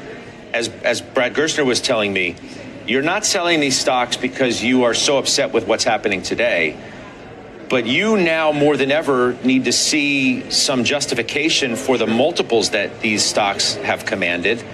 Let's take that. What's the PE of Salesforce and ServiceNow? Can we show that? There it is. So, okay, Salesforce is down to 15. the forward on service is almost 25. Is that justified? Well, it's my view that like the monetization, because like when I look at the revenue for a ServiceNow or Salesforce, I could argue there's 20-30% incremental revenue from where they are today. We're talking, ultimately tens of billions of dollars when it comes to Salesforce that are not factored in to the valuation, because I get in the near term it's a headwind. Benioff, I think, would be the first one to admit it. But to say that Salesforce and ServiceNow, given how integrated they are in enterprises, in the stack, you look at the hundreds of thousands of customers, as these use cases play, you haven't seen it today, but in the next 6, 9, 12, 18 months, I think what Jensen talked about is exactly right. You cannot paint all of them with the same brush. You can't just say an SMB pure play they're going to be impacted as much as a Salesforce, an Adobe, a Workday. I mean, not everything has traded miserably, but obviously so many have. I mean, when you look at all these companies, how do you know what justifies a higher multiple versus ones that don't? We showed a pretty... Yeah, so I don't want to speak to every single SaaS-ish related company, right? I don't track them all. But what I can tell you, and I don't even think this is an opinion. I think this is just facts. Intuit, Adobe, ServiceNow, Salesforce, they're some of the best business models in the world, right? In the world. What makes them some of the best business models in the world? Well, they have customer bases that have incredible resources, right? We're talking about companies, right? Big businesses. They're all very intertwined with big businesses. I mean, Intuit's a little bigger when it comes to small businesses, but these are products and services that are so intertwined with a business's operations, it's nearly impossible to get rid of them. You could, right? But it's like, why would I want to? Like, if we had to switch from QuickBooks to using something else for my small businesses, like we could. Would we want to? No. Like it sounds like a nightmare. Like we just no. Like we're fine paying our money we pay to QuickBooks and Intuit, and that's fine, right? If you have CRM, different product suite in a large enterprise, like especially on the sales and marketing side, like that's tough to get rid of, right? Adobe is so intertwined with big businesses, like to switch out of all Adobe's product suite. You could do it, but it's crazy. And the fact that, people don't understand, like when it comes to these big companies, the cost of running something like Adobe is a fraction of your overall marketing budget. Like you've got to use their products because their products are the best of the best. People think, these big companies, they'll just create some AI generated image. And that's what they're going to use for their marketing banners and for their TV commercials for the Super Bowl and all this stuff. And it's like, dude, what are you talking about? Like, you're crazy. Like, it's just not reality that happens, right? And if you've played around with these image generating things, you realize, man, I could just do this so much better myself. It's not doing this right. This color's off. This isn't right. This isn't right? And obviously Adobe's product suite is much more vast than the example I'm giving here. That's just like one example, right? And then ServiceNow, oh my gosh, like you're talking about, what really connects a large corporations, like different departments together. Like, when you just run through it, it's like, I mean, these are the best businesses in the world. And also what makes them so incredible is also they have revenue growth. We talked about how sticky these business models are and how tough they are to get out of them. Like you can get out of any product if you want, but it's just like, why would you want to, right? They come out with new products and features all the time. All these companies have research and development teams. Their revenues don't just keep going up magically because they charge more for the same product. That's not how it works. Sometimes they'll do that. Sometimes they'll increase price, but that's not actually how to do it. They usually do it because they're attracting way more customers and they're selling more and more new products and features to their existing customer base. Then they go buy other companies and they sell those products to their customer base. That's how CRM became a giant in the space over time, right? And will become a much bigger company. So, and their workforces are incredible. And did I mention their asset light, right? And incredible margins. Like these are some of the best business models in the world. And they're just all being thrown out right now. I'm sure there's going to be some that are going to be disrupted by AI, right? That, but those are going to be the companies more so that are not super intertwined with large companies and mid-sized companies and small businesses. The ones that are just easy to just kind of like replicate and get out. But I can tell you, these sorts of companies are not those. They are not those. And they have incredible, it's also fascinating for, the stock market to have this disillusion of like all these big companies we just spoke about, ServiceNow, CRM, Intuit, Adobe. You do realize these companies have great management teams, as in proven management teams. Not, these companies that people think are going to disrupt them, those aren't even proven management teams of those companies. Did you ever consider that, right? They haven't even proven like business models yet. So it's like, maybe they're going to be amazing. Maybe they're the next Zuckerberg or the next Bezos, or maybe they're not. We'll see, right? We'll see. But the other thing is people assume like the employees of these companies are not talented. And it's like, dude, you got some amazing engineers at all those different companies. So, but the market just runs with whatever narrative it wants to run to in the short term. And a lot of that comes back to, I think, leverage in the market and some of those other things we spoke about earlier. Discrepancy in the forward PEs of both of these names, which have equally gotten hammered. Can you look at a Salesforce and say, okay, at 15 times earnings, that stock has corrected enough that it looks attractive. But just because you can make that case for one doesn't necessarily mean you can make it for the other, but you are. Because I view it as, Salesforce is the one. If there's one name that's been so dislocated relative to what I believe what the opportunity would be, it's Salesforce. And I could also argue some of the cybersecurity names like Palo Alto and CrowdStrike. When I look at ServiceNow, betting against McDermott has been the wrong move. If you look at that install base, now look, I could say they were early on in terms of AI, and now they're really sort of being viewed as they're going to be disintermediated. But Scott, like I've talked to 40, 50 CTOs, CSOs, IT managers over the last week to make sure, the stress has to make sure that I'm not looking at it wrong, and I feel further conviction in this but can you just those that's like asking people on the football team, hey, how's the team? Everybody's like, hey, we're great. Everything's great. Can you trust that you're getting the best opinions on what's really happening by asking the people who are at the companies where their stocks are declining? Aren't they all trying to... I'm talking about the buyers. I mean, the buyers of Salesforce, the buyers of ServiceNow, the buyers of cybersecurity. And I feel I come away viewing this as, I'd say it's a generational type of opportunity in terms of what's happening in software. Okay. Let me ask you this. Microsoft got downgraded today by Melius, which says, quote, Satya lost the AI narrative.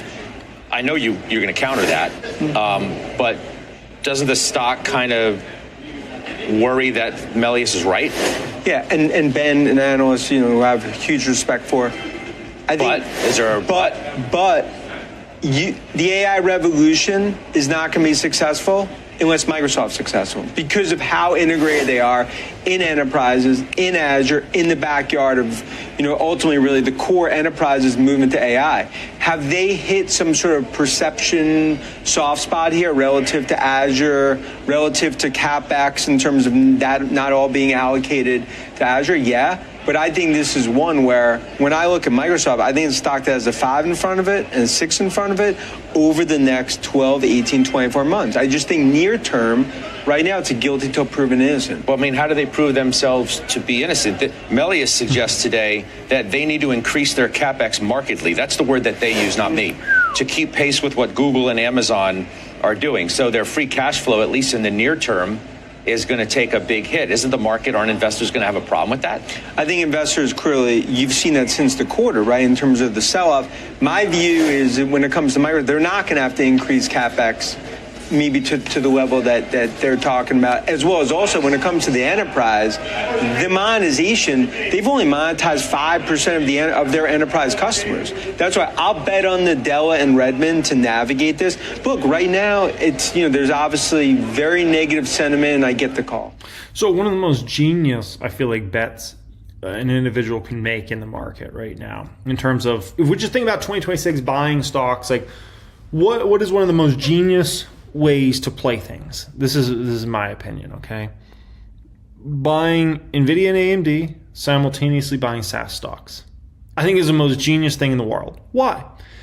All these companies spending all these ridiculous sums of money for years and years to go in the future on NVIDIA chips, obviously AMD chips, right?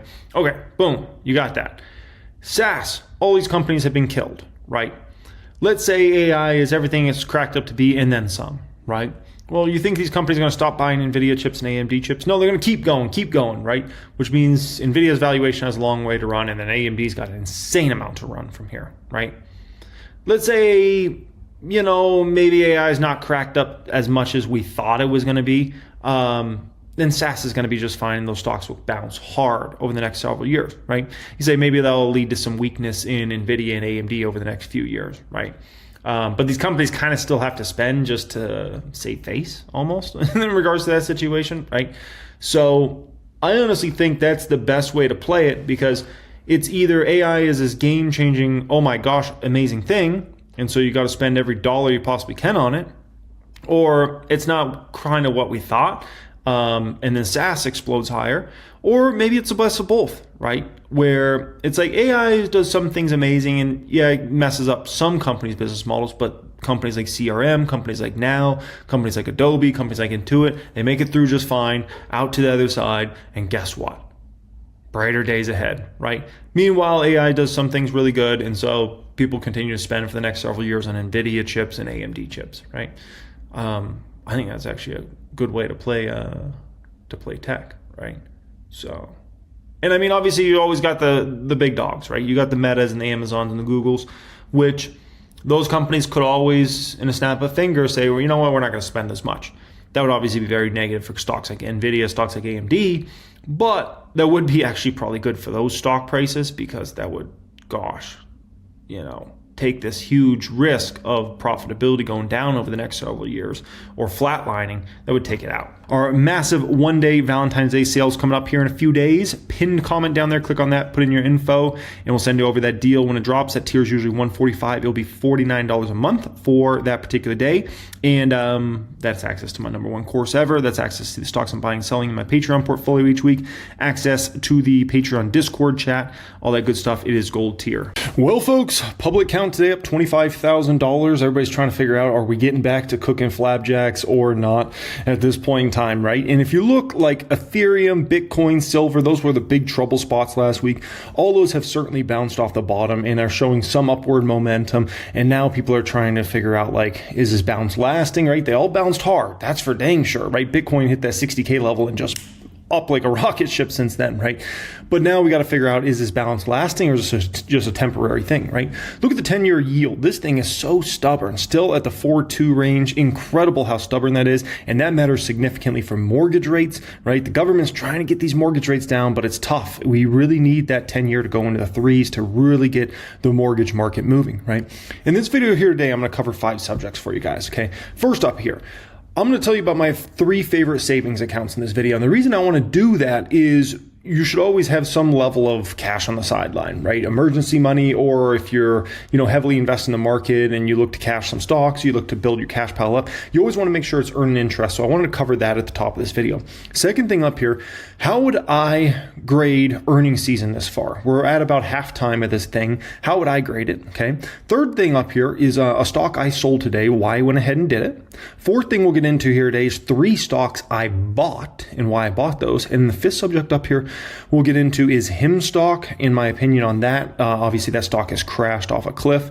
It just continues to crash. And so I'll share my opinion perspectives on HIM stock specifically. And this one thing only I need from you guys, if you could just smash that like button, that'd mean the world to me. I'm certainly under the weather. I've been under the weather the last couple days, running not a high fever. I would call it a low fever. Like body aches, hair hurts if I even run my hand through my hair. Just, my body's clearly fighting something. And so, I'm still out here trying to get it done for you guys. So I appreciate you joining me. I appreciate everybody subscribe to the channel. Thank you so much for being here. Additionally, the Valentine's Day sale is coming up here very soon. That will be on Saturday. That is for my gold tier for Patreon, which is the highest tier. That tier is usually $145 a month. We're doing $49 for that day and that day only. Okay, so to get access to that, pin comment down there, click on that, fill out your name and all that good stuff, and then you can receive that deal over. And once again, that's not only to see the stocks I'm buying and selling each week, but that's also the Discord chat that's in Patreon, and that's also access to the Become Master of the Stock Market course. Okay, so very important in regards to that. That will be pin comment. We're going to send the emails and texts out at 6 a.m. Pacific time on Saturday. Okay. So it's a 24-hour sale. So, pin comment down there, okay? Alrighty, first up here, my 3 favorite savings accounts. Let me say this first and foremost, because I get this quite often, like, why not CDs? Why not government treasuries? Things like that. Listen, the issue, I don't want anything that can ever lock my money up for a certain amount of time. I don't want anything that would make me feel like I got a penalty coming if I'm going to cash it out early. I want money that I can just earn a great yield on. Maybe I could earn a little bit more if I did this certain amount of treasury. I don't care. I just want a good yield, right? And I want money I could get right now and flush that into my investment accounts, because you never know. As an individual stock picker, the market's crazy. The NASDAQ could drop 5% over the next 5 days for all we know. It could drop 5% tomorrow, 7%. You have no clue, right? And so the moral of the story is I like to have money ready for if I got to make a move, I'm ready to make that move right away, right? So I like high yield savings accounts. So my 3 favorite are certainly SoFi. This is kind of a newer one for me, but I really like SoFi. And the thing with SoFi, they'll give you 3.3%, but you can earn up to 4%. But the thing with SoFi is they really want you to set up direct deposit, which if you don't have direct deposit set up, that's a great option for you out there. No account fees, no minimums, cash bonus up to $300 in regards to SoFi. The next one up here, I've been with them for a long, long time, is Ally. They give you 3.3% as well. They don't really make you do anything as far as direct deposit goes. SoFi really tries to push direct deposit. You can still use SoFi. I don't have direct deposit set up with SoFi and I still use it, but I get that 3.3% yield. You get a much higher yield if you set up direct deposit as well, right? But Ally's been around a long, long time. I've been using them for savings for, oh gosh, how many years? Maybe 7, 8 years now. It's been a long time. I've been an Ally customer.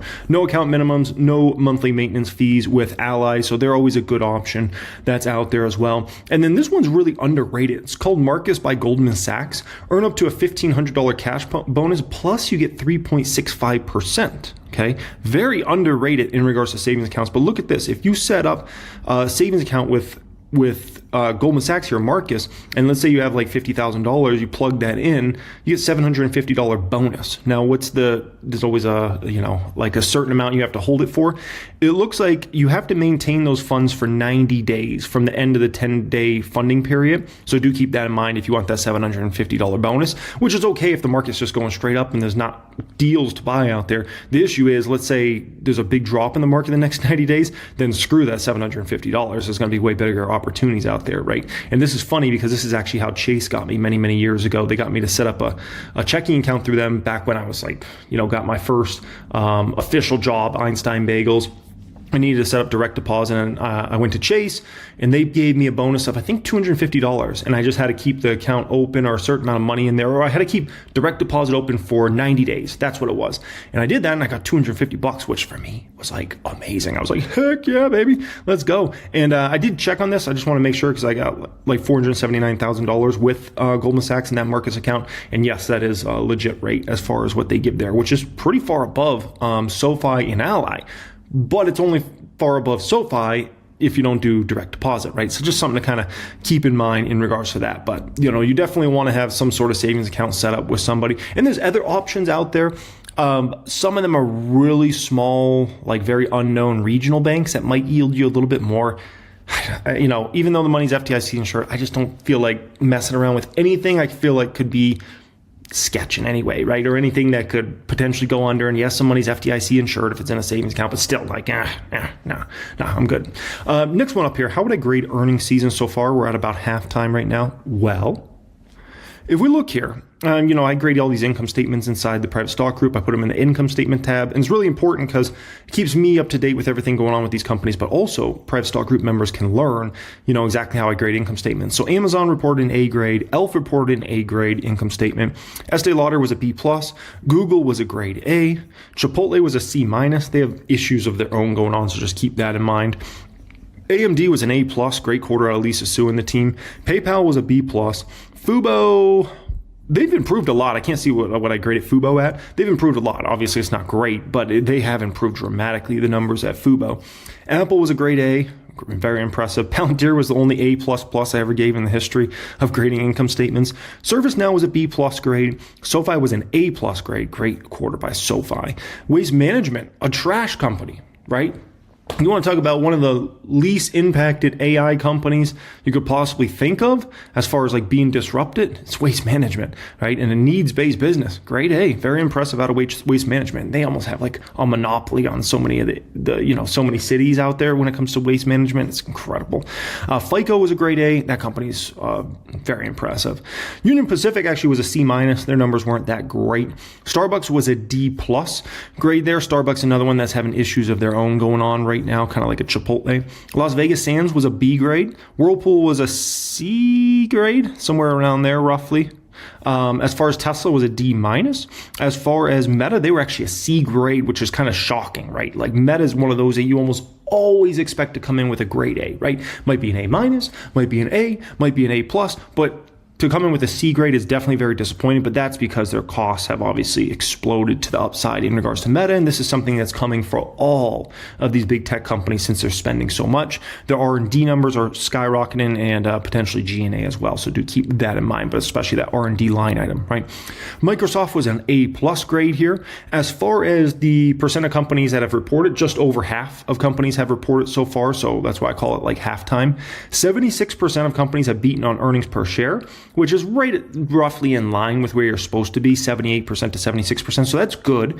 But the revenue's actually been really impressive. Great revenue beats. 73% have beaten revenue estimates. That's above the 5-year average of 70% and significantly above the 10-year average of 66%. So overall, the moral of the story in regards to how this earnings season's going is it's going very, very well, right? Going very, very well.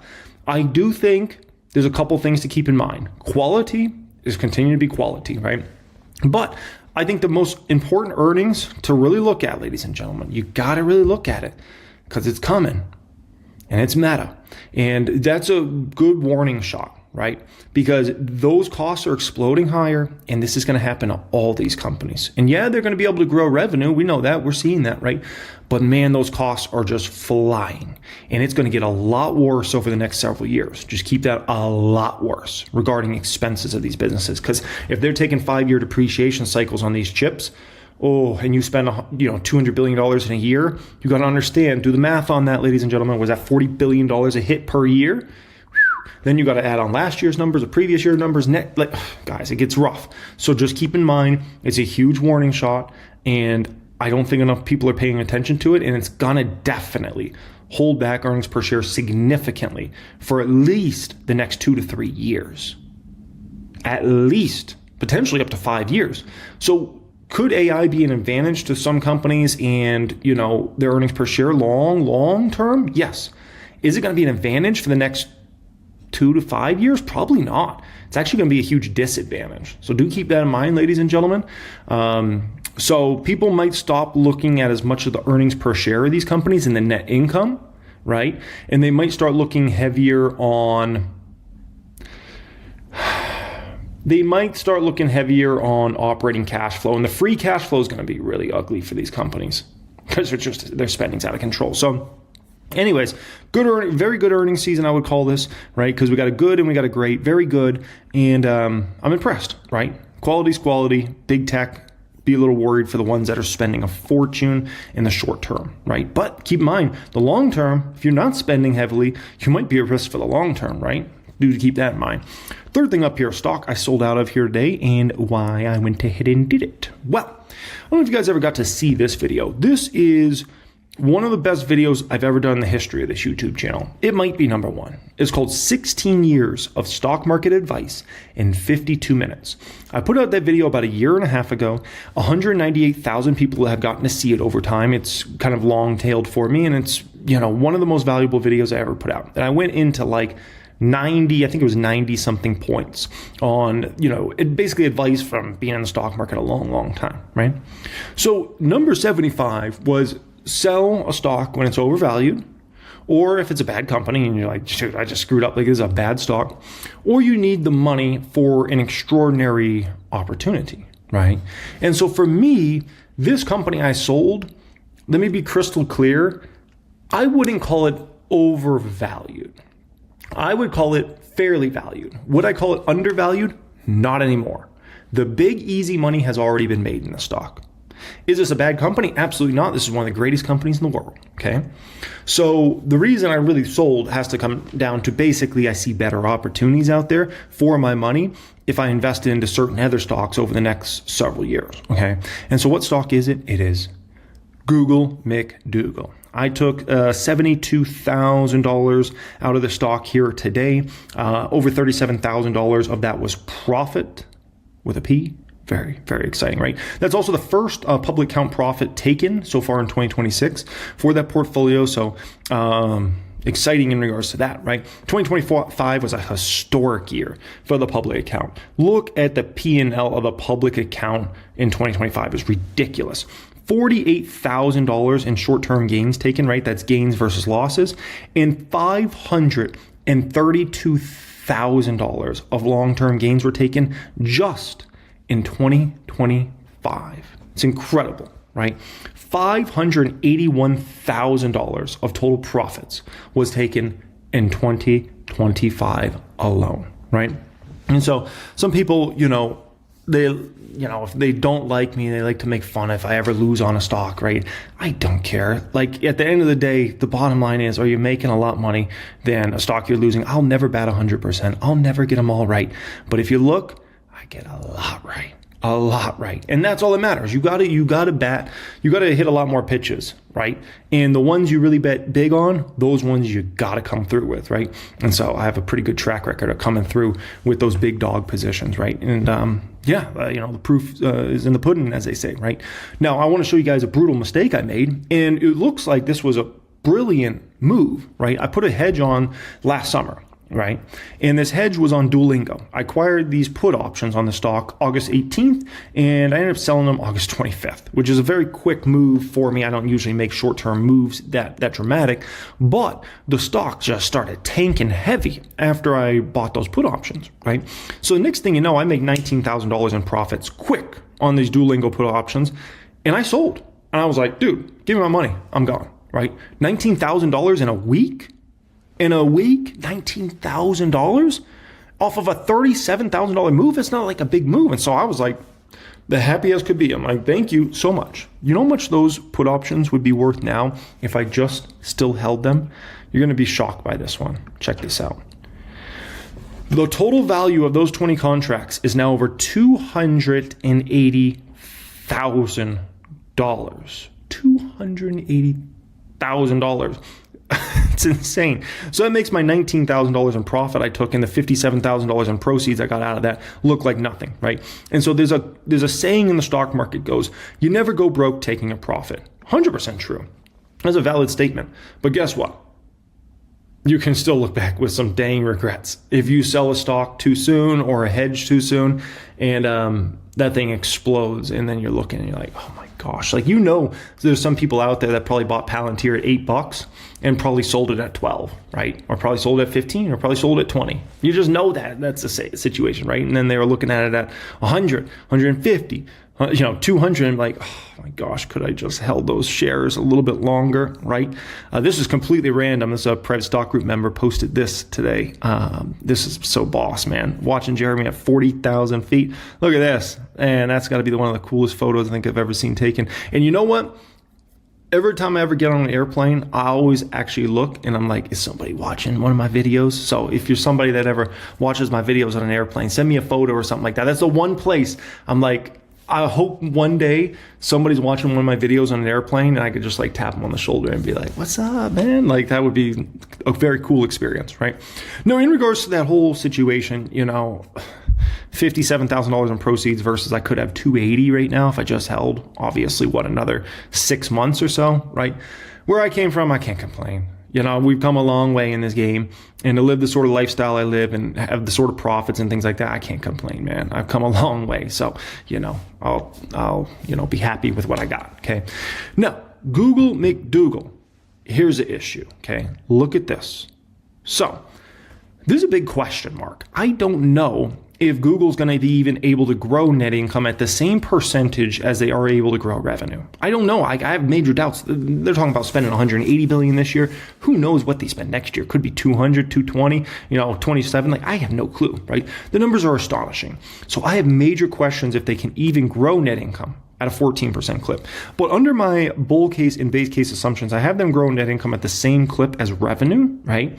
Which if 14% top line, 14% bottom line, 27 to 32 PE would be kind of fair for Google, in my opinion, under a bull case assumption. That only gives me 11% to 16% CAGR, right? That's not very good. For a bull case, that's not very good. My base case is what I'm expecting. And look at this. 12% and 12%. I have them doing on average for revenue growth over the next 4 years and 12% net income growth on average the next 4 years, essentially. So 24 to 29p would be pretty fair for this assumption. And we're at a 6% to 11% CAGR. That's roughly in line with the market, right? Usually you're going to expect the S&P 500 to go up 8, 9% a year. So we're roughly talking about my base case is just expecting it to roughly do what the market would do over the next 3 or 4 years. And so for me, that just doesn't make Google an attractive stock because there's other stocks I'm going to show you here in just a moment that give me way better CAGRs based upon my bull case and base case than what Google's going to give me, right?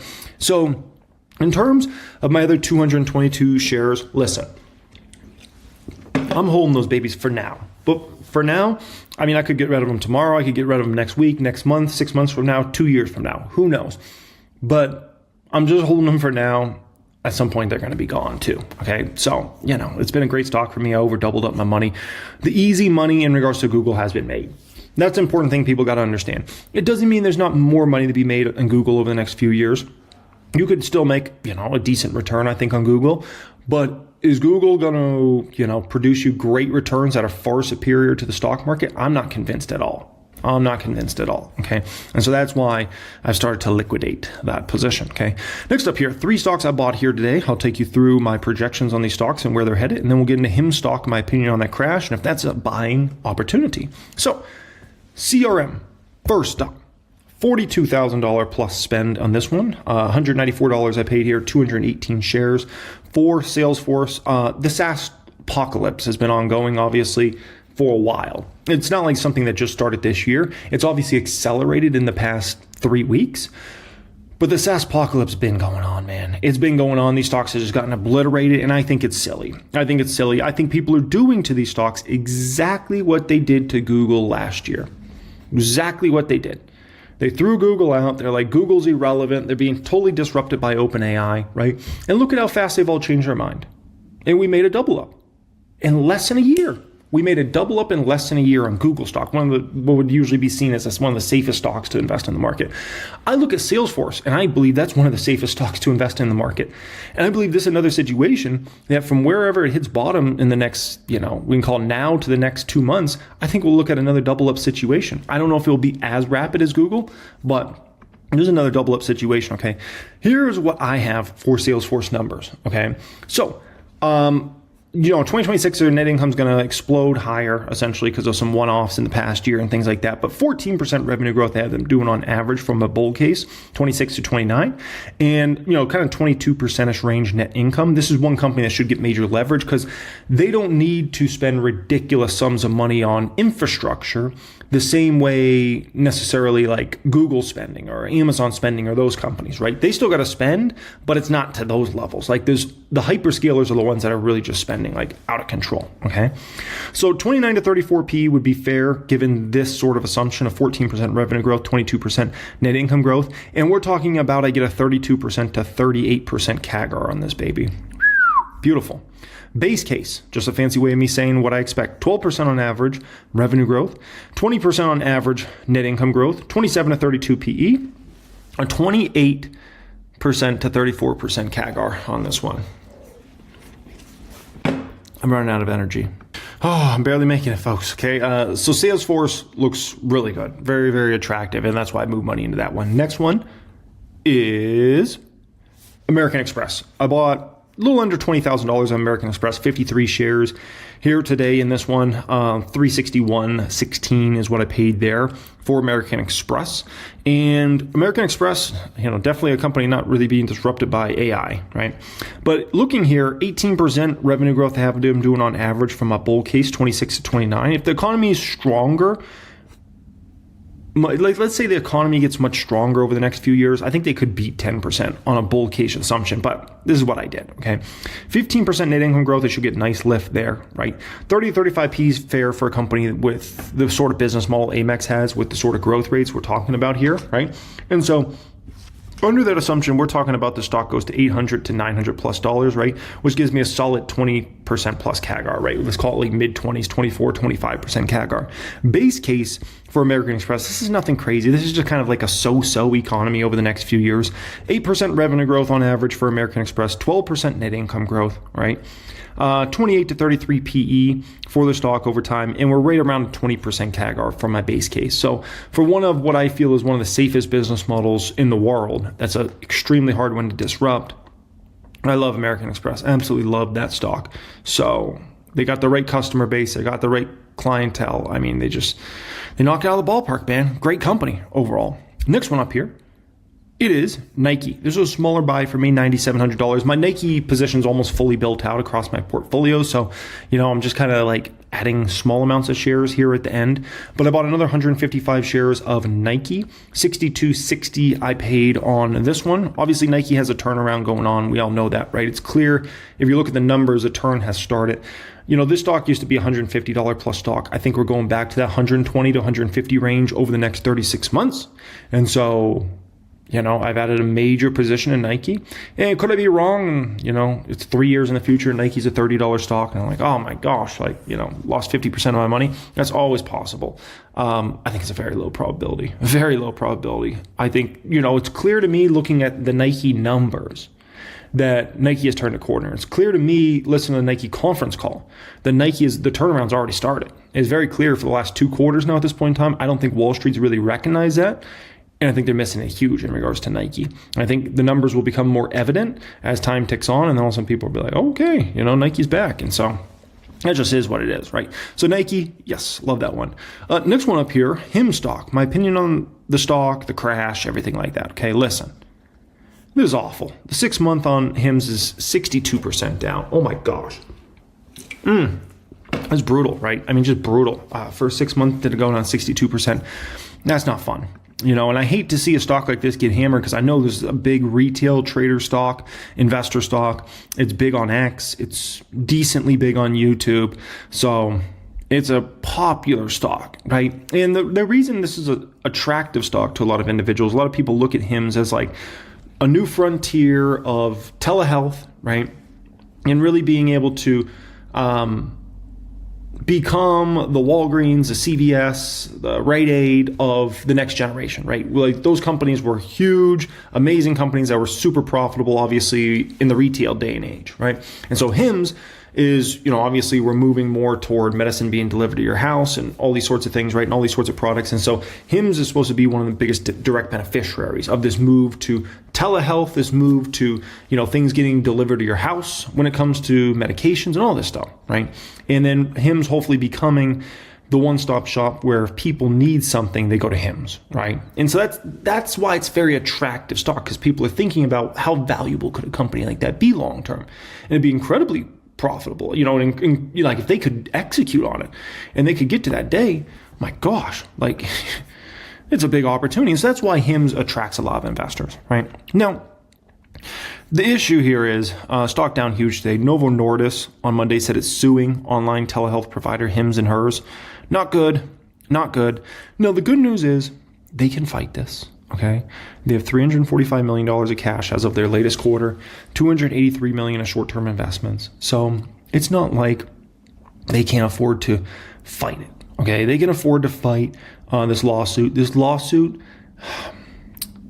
it's basically in the bag that it's going to cost them millions of dollars in legal fees, right? But there's a potential it could cost tens of millions or maybe hundreds of millions if they end up having to go through the lawsuit for months and months and months, all those legal fees. And then on top of that, they have to come through with compensation. That's a big worry here. So the good news is, is it likely to put them under? Probably not, right? Like that would be insane unless a judge was totally unfair to them. But it could hurt them, right?